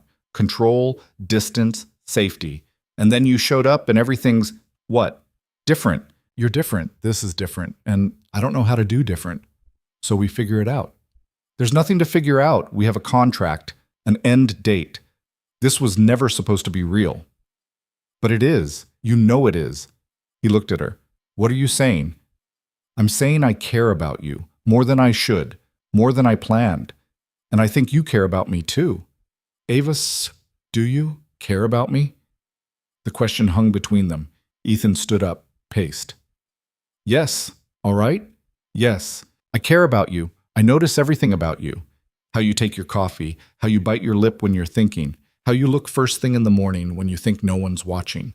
I notice all of it, and I hate that I notice, because noticing leads to caring, and caring leads to loss, and I can't— His voice broke. I can't do that again. Ava's heart was breaking. Ethan, I lost Claire, and it almost killed me. Spent 5 years building walls to make sure I never felt that way again. Then you walked into my office in that terrible blazer with the stain you tried to hide, and something in me just— He stopped. You're supposed to be nothing to me. That was the deal. And instead, you're everything, and I don't know what to do with that. She stood up, moved to him, took his face in her hands. You don't have to know, she said. We can figure it out as we go. What about the contract? I don't care about the contract.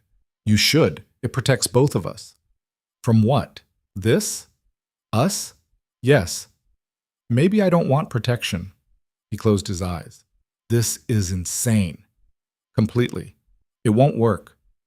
Maybe not. You'll leave in 7 months. Maybe I won't. His eyes opened. What? Maybe I don't want to leave. Ava, you can't. That's not how this works. Then we change how it works. We can't just rewrite the contract because we developed feelings. Why not? Because that's not— Because I can't. He pulled away from her. You need to think about this rationally. In 7 months, you get your divorce settlement. $100,000. Freedom. A fresh start. Everything we agreed on. If you stay, if we try to make this real, you give all that up. And for what? A man who doesn't know how to be in a relationship? Who spent 5 years proving he's better off alone? You're not better off alone. You don't know that. Yes, I do. Because I've seen you, Ethan. Really seen you. And you're not the cold, calculating machine you pretend to be.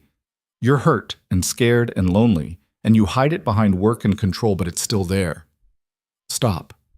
You leave me food when you think I need it. You bought a Christmas tree because you thought it would make me happy. You told me about Claire because you wanted me to understand. Those aren't the actions of someone who doesn't care. Those are the actions of someone maintaining an asset. Bullshit. You don't kiss assets the way you just kissed me. He had no answer for that. They stood in his office, the city dark outside the windows, and Ava felt everything balanced on a knife's edge. I'm going to bed, Ethan said finally. We're both exhausted. We just buried my father. We're not thinking clearly. In the morning, this will make more sense. Will it? It has to. He left. Ava stood there alone, feeling like she'd just lost something she'd barely started to have. She went to her room, lay in bed, didn't sleep. Around 3 a.m., she heard his door open. Footsteps in the hall. Then a soft knock on her door. She opened it. Ethan stood there in the dim hallway, looking wrecked. I can't sleep, he said. Me neither. This is still a bad idea. I know.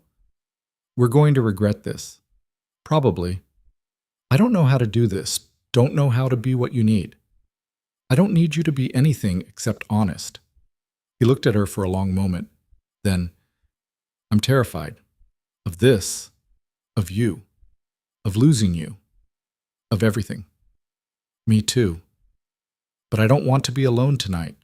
Then don't be. He stepped into her room. She closed the door behind him. They stood there in the dark, and then they were kissing again, slower this time, less desperate. He held her like she was something precious, something breakable. They ended up in her bed, tangled together, fully clothed, just holding each other.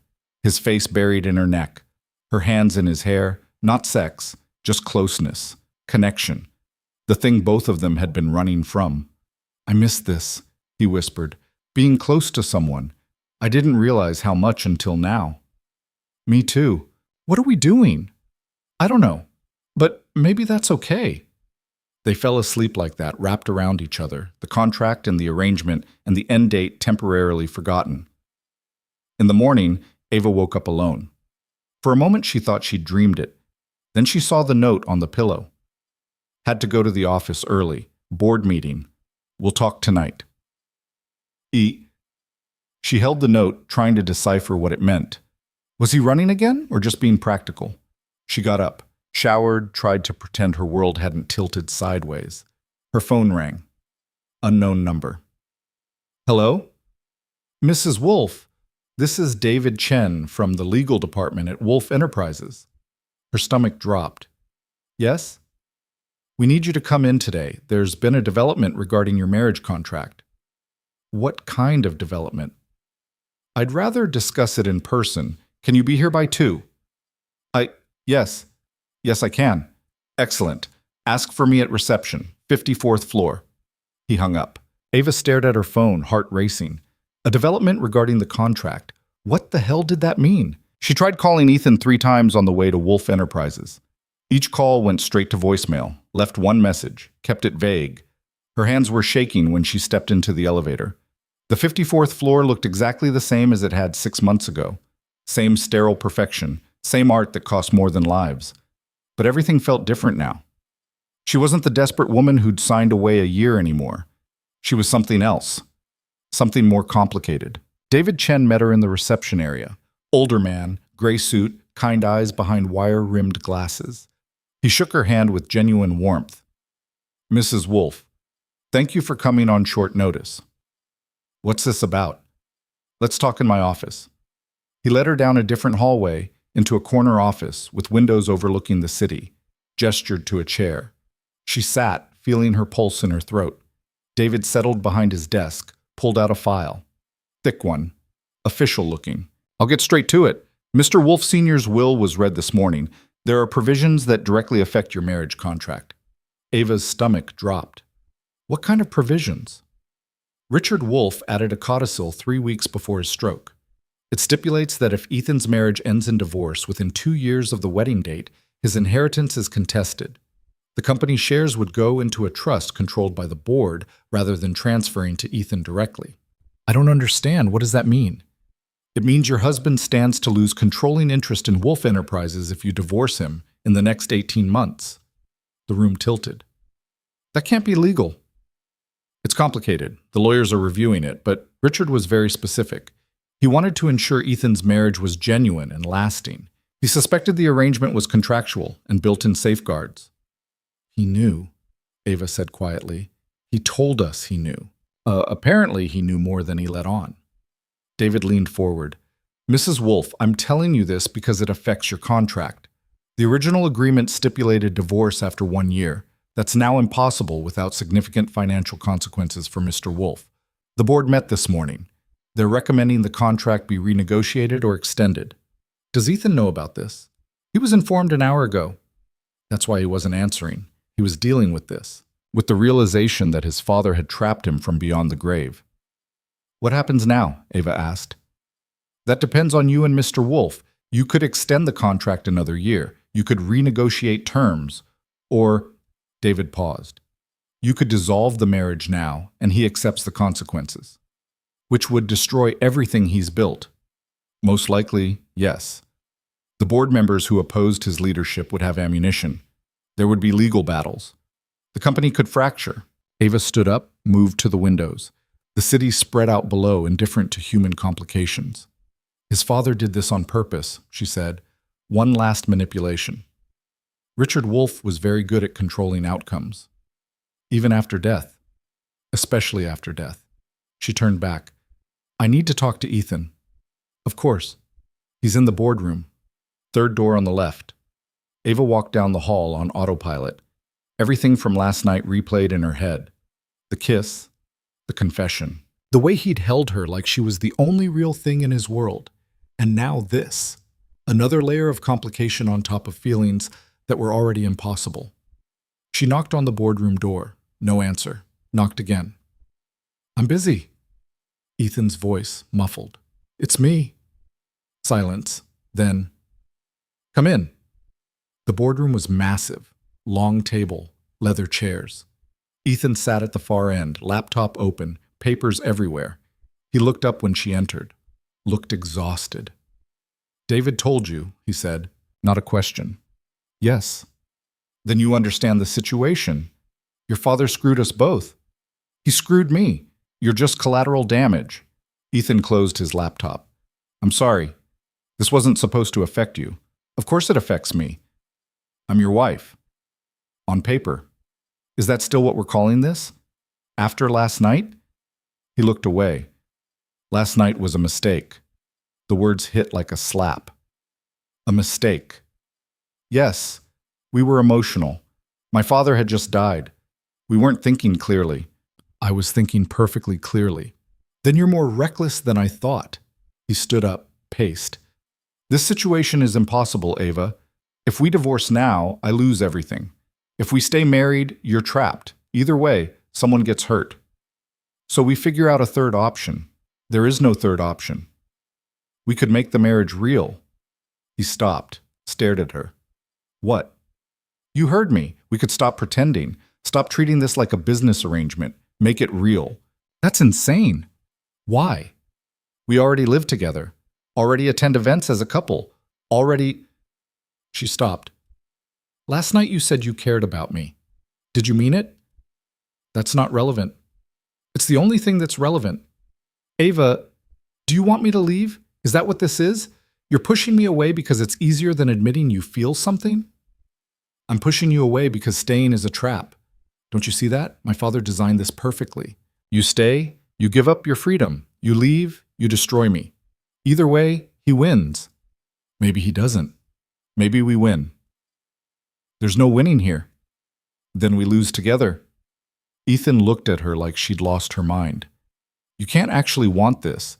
6 months ago, you needed money for your brother. That's the only reason you're here. Now Noah's healthy, treatment's paid for. You have options. You could walk away right now with the $100,000 settlement and start over. And leave you to deal with this alone? I've been alone for 5 years. I know how to handle it. That's not strength. That's just fear. You don't know what you're talking about. Yes, I do. Because I'm scared too. Terrified, actually. But I'm not running. Maybe you should be. Ava moved closer. Tell me you don't want this. Tell me last night meant nothing. Tell me you want me to leave. If you can do that, if you can look me in the eye and say it, I'll go. He met her eyes. Opened his mouth. Nothing came out. That's what I thought, she said quietly. This won't work. You don't know that. I've already lost one person I loved.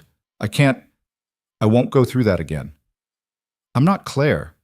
No, you're worse. Claire and I planned a future, built something intentionally. You and I stumbled into this. It's messy and complicated and built on lies. What kind of foundation is that? An honest one. We both know exactly what this is. Do we? Because I don't know anything anymore. 6 months ago, everything made sense. Now you're standing here asking me to blow up my entire life and I can't think straight. His phone buzzed. He glanced at it, swore. Board wants answers by end of day. They need to know if we're extending the contract or dissolving it. What do you want to do? I want to go back 6 months and never make this deal in the first place. Well, we can't. So what do we do now?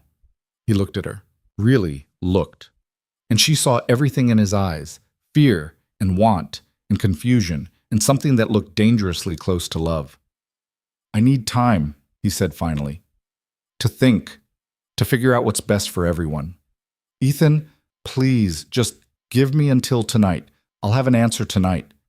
Ava wanted to argue, wanted to push, but she could see how close he was to breaking. Okay, she said, tonight. She left him in his boardroom, went home to the penthouse that had stopped feeling like a cage somewhere along the way. Sat in the living room staring at the Christmas tree they'd decorated together, the ornaments they'd hung, the star he'd lifted her up to place. Her phone rang. Noah. Hey, she answered. You sound weird. What's wrong? Nothing, just tired. Liar. What happened? She hadn't told him about Ethan's father, hadn't told him about any of it. It's complicated. Is it him? Your husband? Noah, just tell me, are you okay? I don't know. Honestly, I have no idea if I'm okay. Come over, right now. We need to talk. I can't. I'm waiting for... I have to be here. Ava, you're scaring me. I'm fine, I promise. I just need to figure some things out. Figure what out? What's going on? She wanted to tell him. Wanted to explain the whole impossible situation, but the NDA, the contract, the complexity of it all. I can't explain right now, but I will, soon. Okay? He was quiet for a moment. You're in over your head, aren't you? Completely. Do you love him? The question again, the one she'd been avoiding answering even to herself. Yeah, she said quietly. I think I do. Then what's the problem? He doesn't know how to let me. Then make him. It's not that simple. It never is. But Ava, I've watched you sacrifice everything for me. For Mom when she was sick, for Dad before that. You've spent your whole life taking care of other people. Maybe it's time to take care of yourself. What if taking care of myself means staying in something that might not work? What if it means giving yourself a chance at something real? She sat with that for a long moment. When did you get so wise? Near-death experience really clarifies priorities. I love you. You know that? I know. Love you too. Now go get your man. She hung up, sat there as afternoon faded into evening.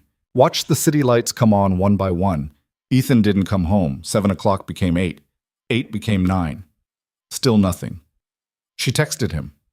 Where are you? No response. She called. Voicemail. By 10, she was pacing. By 11, she was furious. By midnight, she was terrified something had happened. Then she heard the elevator. Ethan walked in looking like he'd been to war. Suit rumpled, tie gone, hair a mess. He saw her standing in the living room and stopped. I thought you'd be asleep, he said. You said you'd have an answer tonight. I know. So where were you? Walking, thinking, trying to figure out how to do this. Do what? He moved closer, stopped a few feet away. I went to Claire's grave, first time in 2 years, stood there talking to a headstone like an idiot, trying to figure out what she'd say about all this. What did you decide? That she'd tell me I'm being a coward, that I'm using her death as an excuse to stay closed off, that she wouldn't want me to spend the rest of my life alone because I'm too scared to try again. Ava's heart was pounding. Ethan, I talked to the board, told them we're extending the contract, 18 months minimum, renegotiating terms. He pulled a document from his jacket. New contract, same financial provisions for you, same living arrangements, but with one change. What change? No end date. The marriage continues until one of us wants out. No pressure, no timeline, just open-ended. She stared at him. You're serious? Completely. If you want to leave tomorrow, you can. You'll get everything we agreed on. But if you want to stay, if you want to see where this goes... He stopped. I'm not good at this. At feelings. At being vulnerable. I'm probably going to mess it up 100 times. But I want to try. With you. Why? Because last night, for the first time in 5 years, I didn't feel alone. Because you see through all my bullshit and call me on it. Because you make me want to be better than the man I've become. He moved closer. Because I'm falling in love with you, and it terrifies me, but I'd rather be terrified with you than safe without you. Ava felt tears on her face, didn't remember starting to cry. Say something, Ethan said quietly. You're an idiot. I know. You should have told me where you were. I was worried. I know. I'm sorry. And this contract, we don't need it. I already decided. Decided what? That I'm staying, not because of money or terms or any of it, because I love you too. Something broke in his expression. Relief, joy, fear, all of it at once. You're sure? He asked. Terrified. But sure. This might not work. Probably won't. I'm going to disappoint you. Definitely. Then why?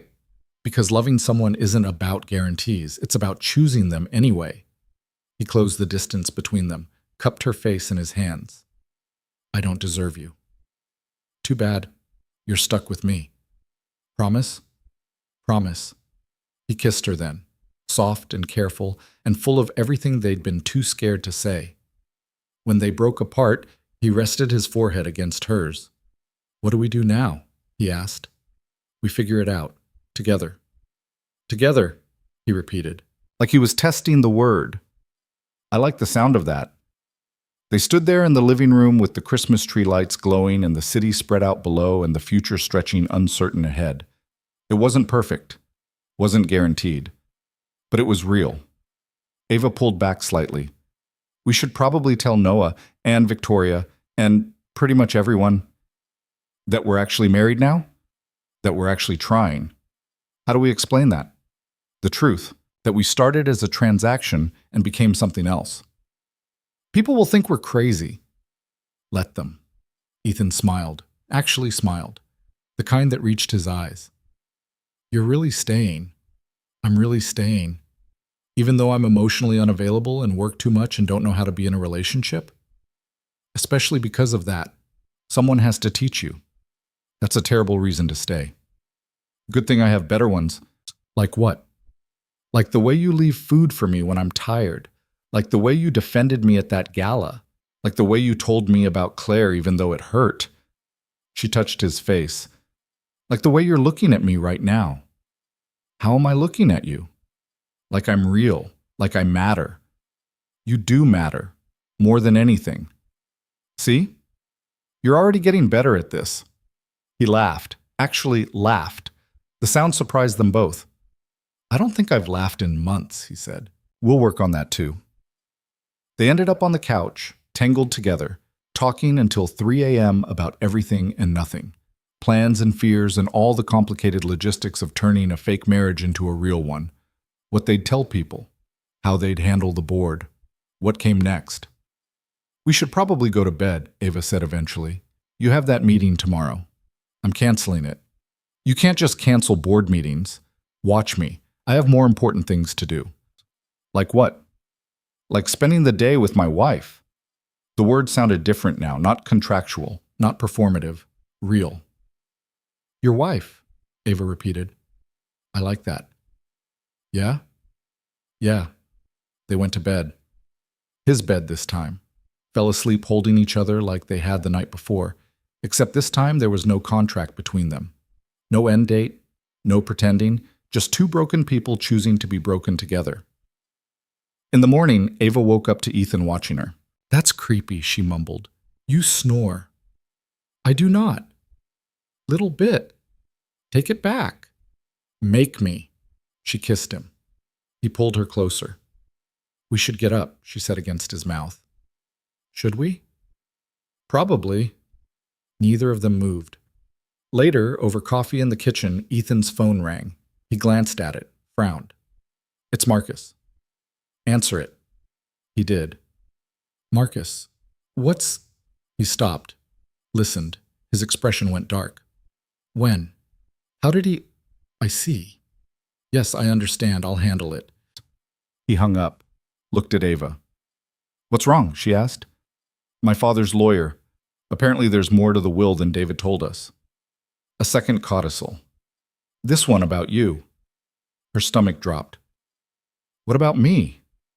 If our marriage appears fraudulent in any way, you're required to repay every cent I've spent on your brother's treatment, with interest. Comes to approximately $600,000. The room spun. He can't. He already did. It's ironclad. His lawyers made sure of it. So even now, even with us choosing this, he's still controlling everything. Yes. Ethan set his phone down. He wanted to make sure we couldn't fake it, that we had to make it real or lose everything. I don't have $600,000. I know. I can't pay that back. I'd lose. Noah would lose. Hey! Ethan pulled her into his arms. We're not letting that happen. But if anyone finds out this started as a contract, they won't. Because it's not a contract anymore. It's real. We make it real in every way that matters, and there's nothing anyone can do. You're sure? I'm sure. We choose each other. We make this work. And my father loses. Even from the grave, he loses. Ava held on to him, feeling the weight of it all, the manipulation, the control, the fact that even now Richard Wolfe was pulling strings. But Ethan was right. They could beat this. Together. We should tell Noah, she said. The truth. All of it. You sure? He deserves to know. And I'm tired of lying. They drove to Noah's apartment that afternoon. Her brother opened the door, took one look at them together, and smiled. So you figured it out. How did you know? Ava asked. Because you look less miserable. Both of you. He stepped aside. Come in. They sat in his tiny living room. Ava told him everything, the contract, the arrangement, how it had started, how it had changed, all of it. Noah listened without interrupting. When she finished, he looked at Ethan. You really love her? Yes, Ethan said without hesitation. And you're not going to hurt her? I'm going to try very hard not to. That's not a no. It's the only honest answer I have. I'm going to mess up, probably frequently, but I'm not going anywhere. Noah studied him for a long moment, then nodded. Okay, good enough. That's it? Ava asked. No lecture? No concerns? You're a grown woman, Ava. You've spent your whole life making sacrifices. If you say this is what you want, I believe you. He looked at Ethan. Just don't make me regret that belief. I'll do my best. They stayed for dinner. Noah showed Ethan his paintings. They talked about art and business and completely normal things. It felt surreal, her brother and her husband getting along, making jokes, being human. On the drive home, Ethan was quiet. What are you thinking? Ava asked. That your brother's a good man, and that you're lucky to have him. We're both lucky. Yes, we are. Back at the penthouse, they stood at the windows looking out at the city. The same view Ethan had stared at alone for years, except now Ava was beside him. I keep waiting for the other shoe to drop, he admitted, for something to go wrong. Maybe nothing will.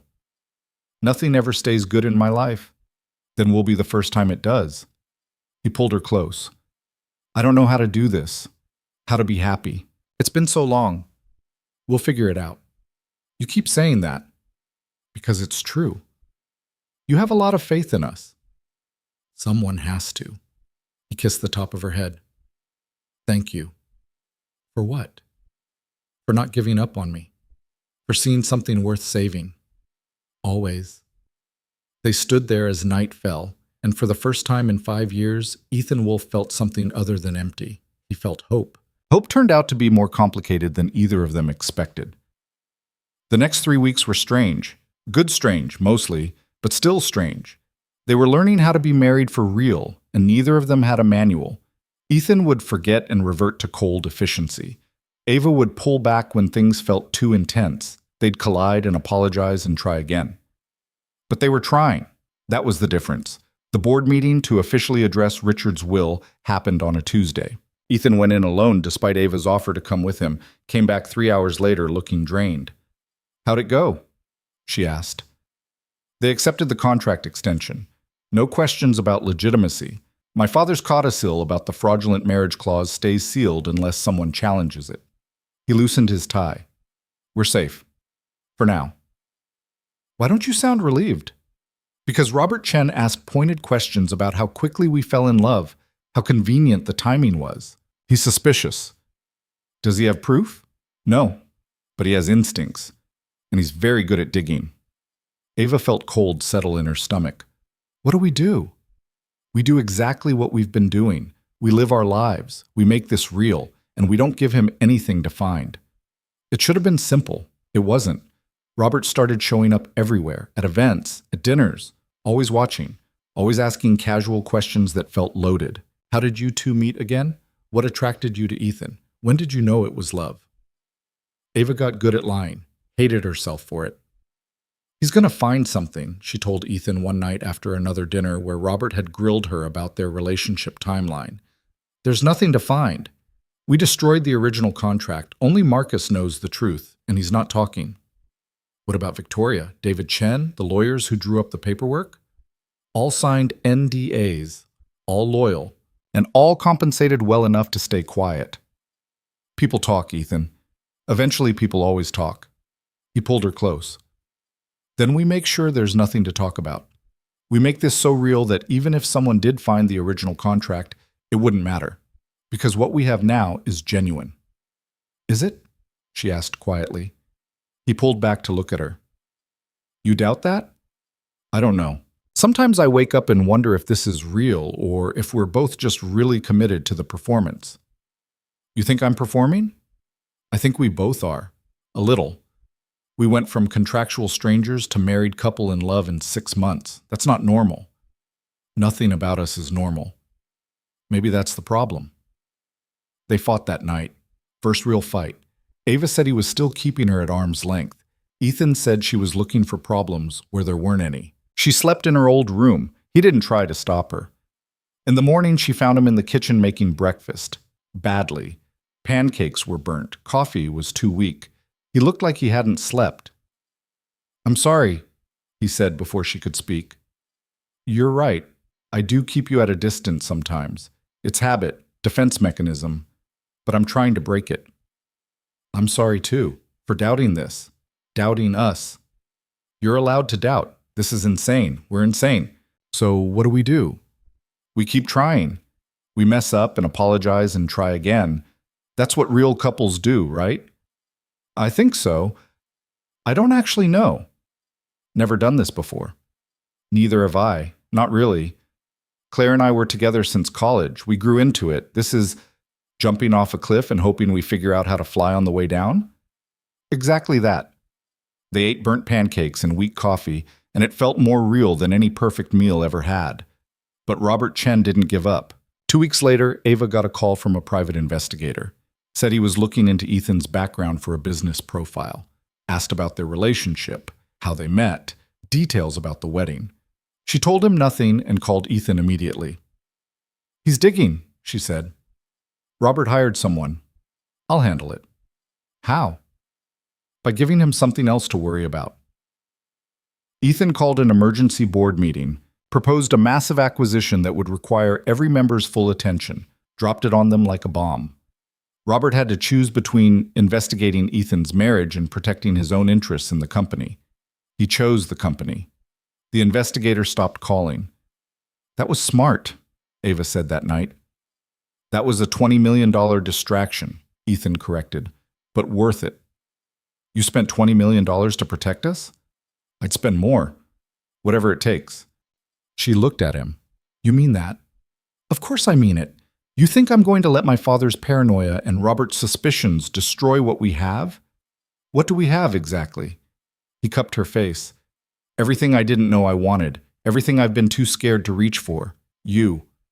She kissed him, pulled him toward the bedroom. They made love slowly, carefully, like they were learning each other's bodies for the first time. Maybe they were. Everything before had been desperate or uncertain. This was intentional. Real. After lying tangled in sheets, Ava said, "I want to do something crazy." "How crazy?" "Let's go away. Just us. Somewhere no one knows us. No board, no events, no performance." "Where?" "I don't care. Beach, mountains, different country. Anywhere that's not here." Ethan was quiet for a moment. "I haven't taken a vacation in 7 years." "Then you're overdue." "What about work?" "It'll survive without you for a week." "A week? Too much." "Not enough. Let's do 2. She sat up to look at him. "Seriously?" "Seriously. Where do you want to go?" "Somewhere warm, with water, and absolutely no cell service." 3 days later, they were on a plane to a private island in the Caribbean, place Ethan's company used for executive retreats. Currently empty. Perfect. The island was small, beautiful, isolated. White sand, clear water. One main house with floor-to-ceiling windows and a deck that hung over the ocean. No neighbors. No interruptions. Just them. The first day, Ava kept waiting for Ethan to check his phone, check email, something. He didn't. Just sat on the beach watching the waves like he'd never seen water before. "You okay?" she asked. "I forgot what quiet sounds like." "Is it freaking you out?" "Little bit." "We can go back if you want." "No, I need this. We need this." They spent the week doing nothing. Swimming, reading, talking, learning each other without the weight of contracts and secrets and other people's expectations. Ethan told her about his mother, about what he'd wanted to be before the company consumed everything, about dreams he'd given up. Ava told him about her parents, about the guilt she carried for not saving them, about how Noah getting sick had felt like the universe punishing her for something. "That's not how it works," Ethan said. "Bad things happen. Not because we deserve them, just because. I know that logically, but emotionally we blame ourselves. I get it. I spent 2 years thinking Claire's death was somehow my fault. If I'd picked her up that night, if I'd insisted she stay over, if I'd done anything different. But it wasn't your fault. No. And Noah getting sick wasn't yours. They sat on the beach as the sun set, and Ava felt something shift, like a weight she'd have been carrying for years finally lifting. On the last night, they sat on the deck watching stars. Ethan pulled out a small box. "I got you something," he said. "When? We've been here all week." "I had it before we left. Was waiting for the right moment." She opened the box. Inside was a ring, not the one he'd given her at their courthouse wedding. This was different.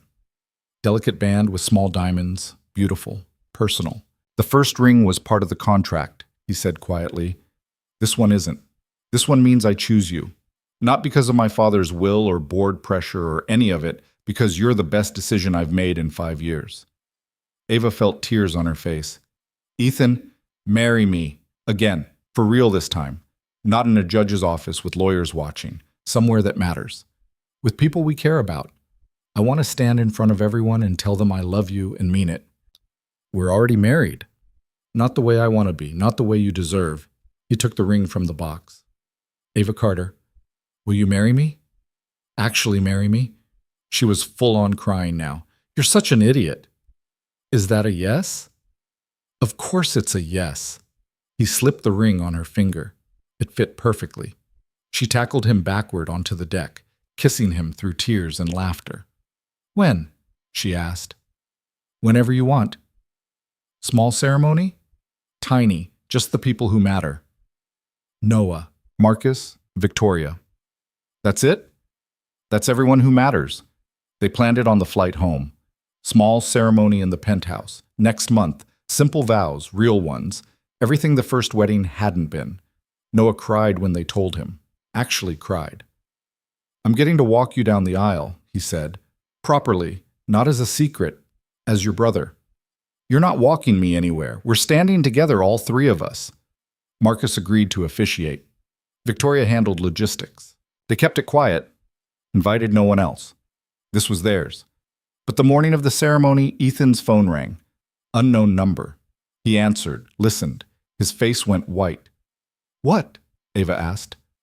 He hung up. "That was a reporter. Says he has proof our marriage started as a contract. Wants a statement before he runs the story." The room tilted. "How?" "I don't know, but it's over. Once that story breaks, the board will investigate. They'll find the codicil. You'll owe $600,000, I know." Ava sat down heavily. "What do we do?" "I can pay it. I can cover what you'd owe." "That's not the point. Your father wanted proof this was real. A story about us faking it destroys that proof. Then we stop it from running." "How?" Ethan paced. "I could buy the publication. Kill the story. That's insane." "So is losing you." "Ethan, think about what you're saying. You can't just—" His phone rang again, different number. He answered, "Marcus, what?"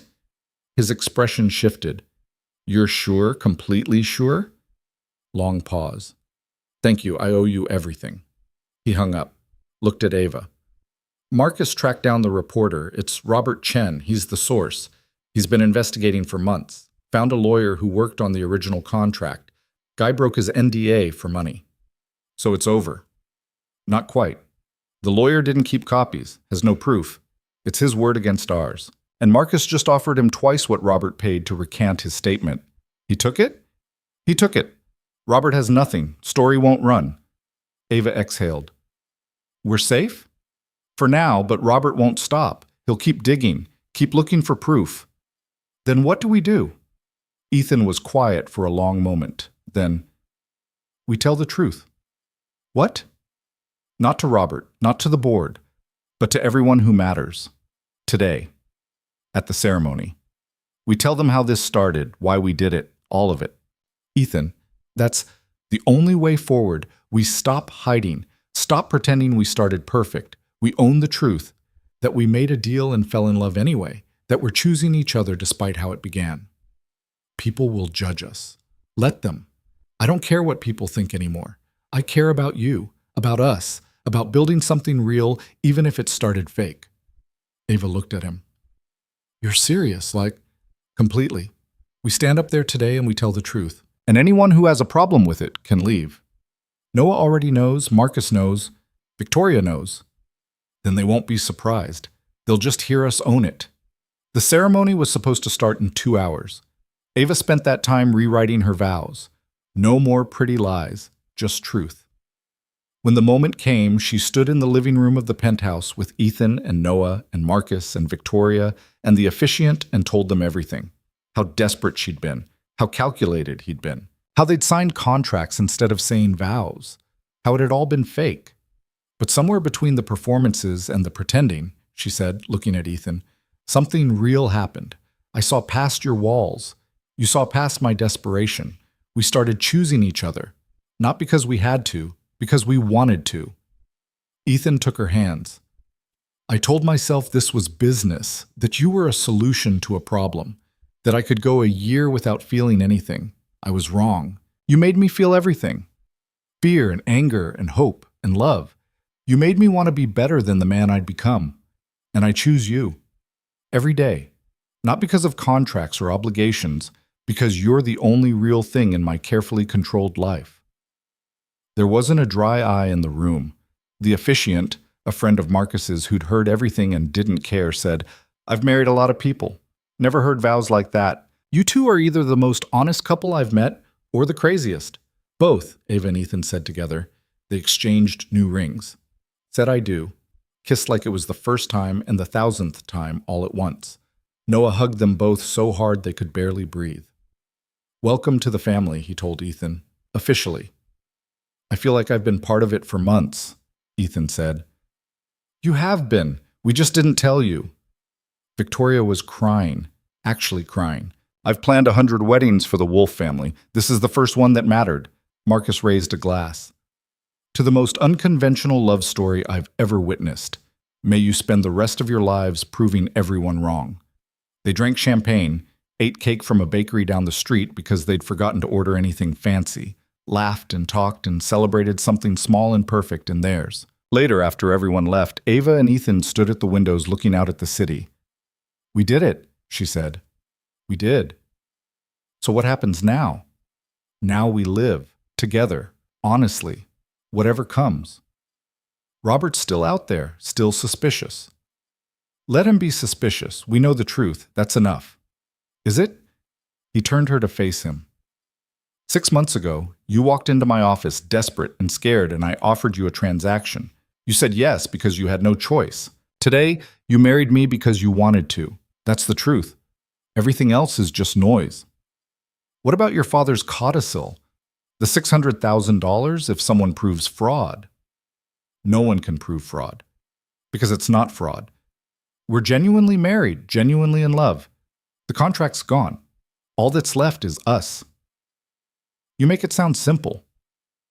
Maybe it is. We complicate things by worrying about what people think. What if we just stopped? Stopped worrying? Stopped caring what anyone thinks except each other. Ava considered that. Revolutionary concept. Might work. Might fail spectacularly. Then we fail together. She kissed him. I can live with that. They went to bed in their room, in their home, as husband and wife for the second time and first time all at once. And Ava fell asleep thinking about how love wasn't supposed to start with contracts and cold calculations. Wasn't supposed to be built on secrets and performances. But theirs had. And it was real anyway. The next morning, Ethan got a call from Robert Chen. Ava watched his face as he listened. I understand, Ethan said finally. Thank you for letting me know. He hung up, looked at Ava. Robert's resigning from the board, moving to his company's London office. Says the acquisition I proposed is too much work for him to manage while investigating personal matters. He's giving up? He's choosing his battles, and we're not worth fighting anymore. So we're safe. We're safe. Ava exhaled, felt the last piece of fear dissolve. It's over, she said. Actually, over. Not over. Just beginning. 3 months later, Noah got his acceptance to art school, full scholarship. He was fully healthy, cancer-free, future bright ahead of him. Ava cried when he told her. Happy tears this time. None of this would have happened without you, Noah said. Without Ethan, you mean? Without both of you. You saved my life, both of you. The three of them had dinner that night. Ethan and Noah had become friends, real ones. They talked art and business and completely normal things. Ava watched them and felt something settle in her chest. Family. This was family. Later, in bed, Ethan said, "Your brother asked me something today." "What?" "If I regretted it. The contract, the arrangement, how it all started." "What did you say?" "That I regret nothing, because it brought me you." "That's cheesy." "It's true. Still cheesy. I can live with cheesy." She turned to face him in the dark. "I don't regret it either, any of it, even the hard parts. Even when I was a bastard? Especially then, made the good parts better." "That's terrible logic. Good thing I'm not with you for your logic." "What are you with me for?" She pretended to think. "The money, obviously." He tickled her. She shrieked. They wrestled like children until they were breathless and laughing and tangled together. "Seriously, though," she said when they'd calmed down, "I'm with you because you're you, broken and brilliant and trying so hard to be better. That's enough." "I love you," he said, not hesitating, not hiding. "I love you too." They fell asleep wrapped around each other, and the city glowed outside their windows like a promise. 6 months after that, they renewed their vows again. Bigger ceremony this time. Ethan's colleagues, Ava's friends, people who mattered. They told everyone the whole story, how they'd started, how they'd changed, how love could grow in the strangest soil. Some people were scandalized. Some thought it was romantic. Ava and Ethan didn't care. They stood in front of everyone and promised forever, and meant it. The penthouse stopped feeling like a museum. They filled it with Noah's paintings, books Ava loved, photos from their trips, life, messy and real, and theirs. Ethan cut back his hours, started coming home for dinner, started taking weekends off, started remembering what it felt like to be human instead of a machine. Ava went back to school, studied writing, started working on the novel she'd always wanted to write. A love story that started with a contract, fiction, she told people, completely made up. They fought sometimes, about work and schedules and stupid things like whose turn it was to load the dishwasher. Normal couple stuff. They got better at apologizing, better at being honest. 2 years after they first met, Ethan found Ava on the couch, laptop open, staring at a blank page. "Writer's block?" he asked. "Ending block. Can't figure out how to finish the story." "What's the story about?" "Two people who made a deal and fell in love. But I don't know how to end it. Happy ending feels fake. Sad ending feels wrong." Ethan sat beside her. "What if you ended honestly?" "What's honest?" "That they didn't get perfect. They got real. They made mistakes and apologized and tried again. They built something from nothing. That's the ending." "That's not very dramatic." "Life's not dramatic. It's just living." She looked at him. "When did you get so wise?" "When I married someone who taught me what matters." "That's definitely going in the book." "I want royalties." "You're a billionaire." "Principle of the thing." Whoa. She kissed him, saved the document, closed the laptop. "Come on," she said. "Let's go do something completely impractical." "Like what?" "I don't know. Walk in the park, get ice cream, act like normal people." "We're not normal people." "We could pretend." "I'm done pretending." "Then let's just be us." They walked through Central Park holding hands like teenagers, got ice cream from a vendor who didn't know who they were and didn't care, sat on a bench and watched people pass and talked about nothing important. "This is nice," Ethan said. "This is perfect." "I thought we didn't do perfect." "We don't, but this is close." They went home as the sun set, cooked dinner together. Ethan still couldn't make pancakes worth a damn, but he tried. Ava appreciated the effort. After dinner, they stood at their windows looking out at the city that had witnessed everything. The deal, the performance, the collapse, the rebuilding. "You know what I realized?" Ava said. "What?" "This view. You used to stand here alone every night, looking lost." "I was lost." "Not anymore." "No, not anymore." She leaned against him. He wrapped his arms around her. They stood there as the city lights came on one by one. And Ava thought about how love wasn't supposed to start with signatures and lawyers. Wasn't supposed to be built on desperation and calculation. But sometimes the best things came from the worst beginnings. Sometimes you had to lose yourself completely to find something real. Sometimes a contract could become a promise and a performance could become truth. They'd started as strangers bound by obligation, trapped in an arrangement that felt more like a cage than a home. And they'd become something neither of them expected, something real and messy and imperfectly perfect. The walls of the penthouse remained the same, but the distance was gone. The silence was gone. The emptiness was gone. What remained was them, together, choosing each other every day. Not because they had to, because they wanted to. That was the ending. That was the truth. Two broken people who'd signed a contract and found love anyway. Who'd built something real from a foundation of lies. Who'd proven that sometimes the most unlikely beginnings led to the most beautiful endings. And as they stood at the windows watching the city glow below them, Ava understood something fundamental. She'd walked into Ethan Wolf's office 6 months pregnant with fear, desperate for a solution, willing to sign away a year of her life. She'd gotten so much more than she'd bargained for. She'd gotten home, she'd gotten family, she'd gotten love. And in the end, that was worth every second of uncertainty, every moment of fear, every risk they'd taken. Because love, real love, was always worth the gamble, even when it started with a contract, especially then. The end.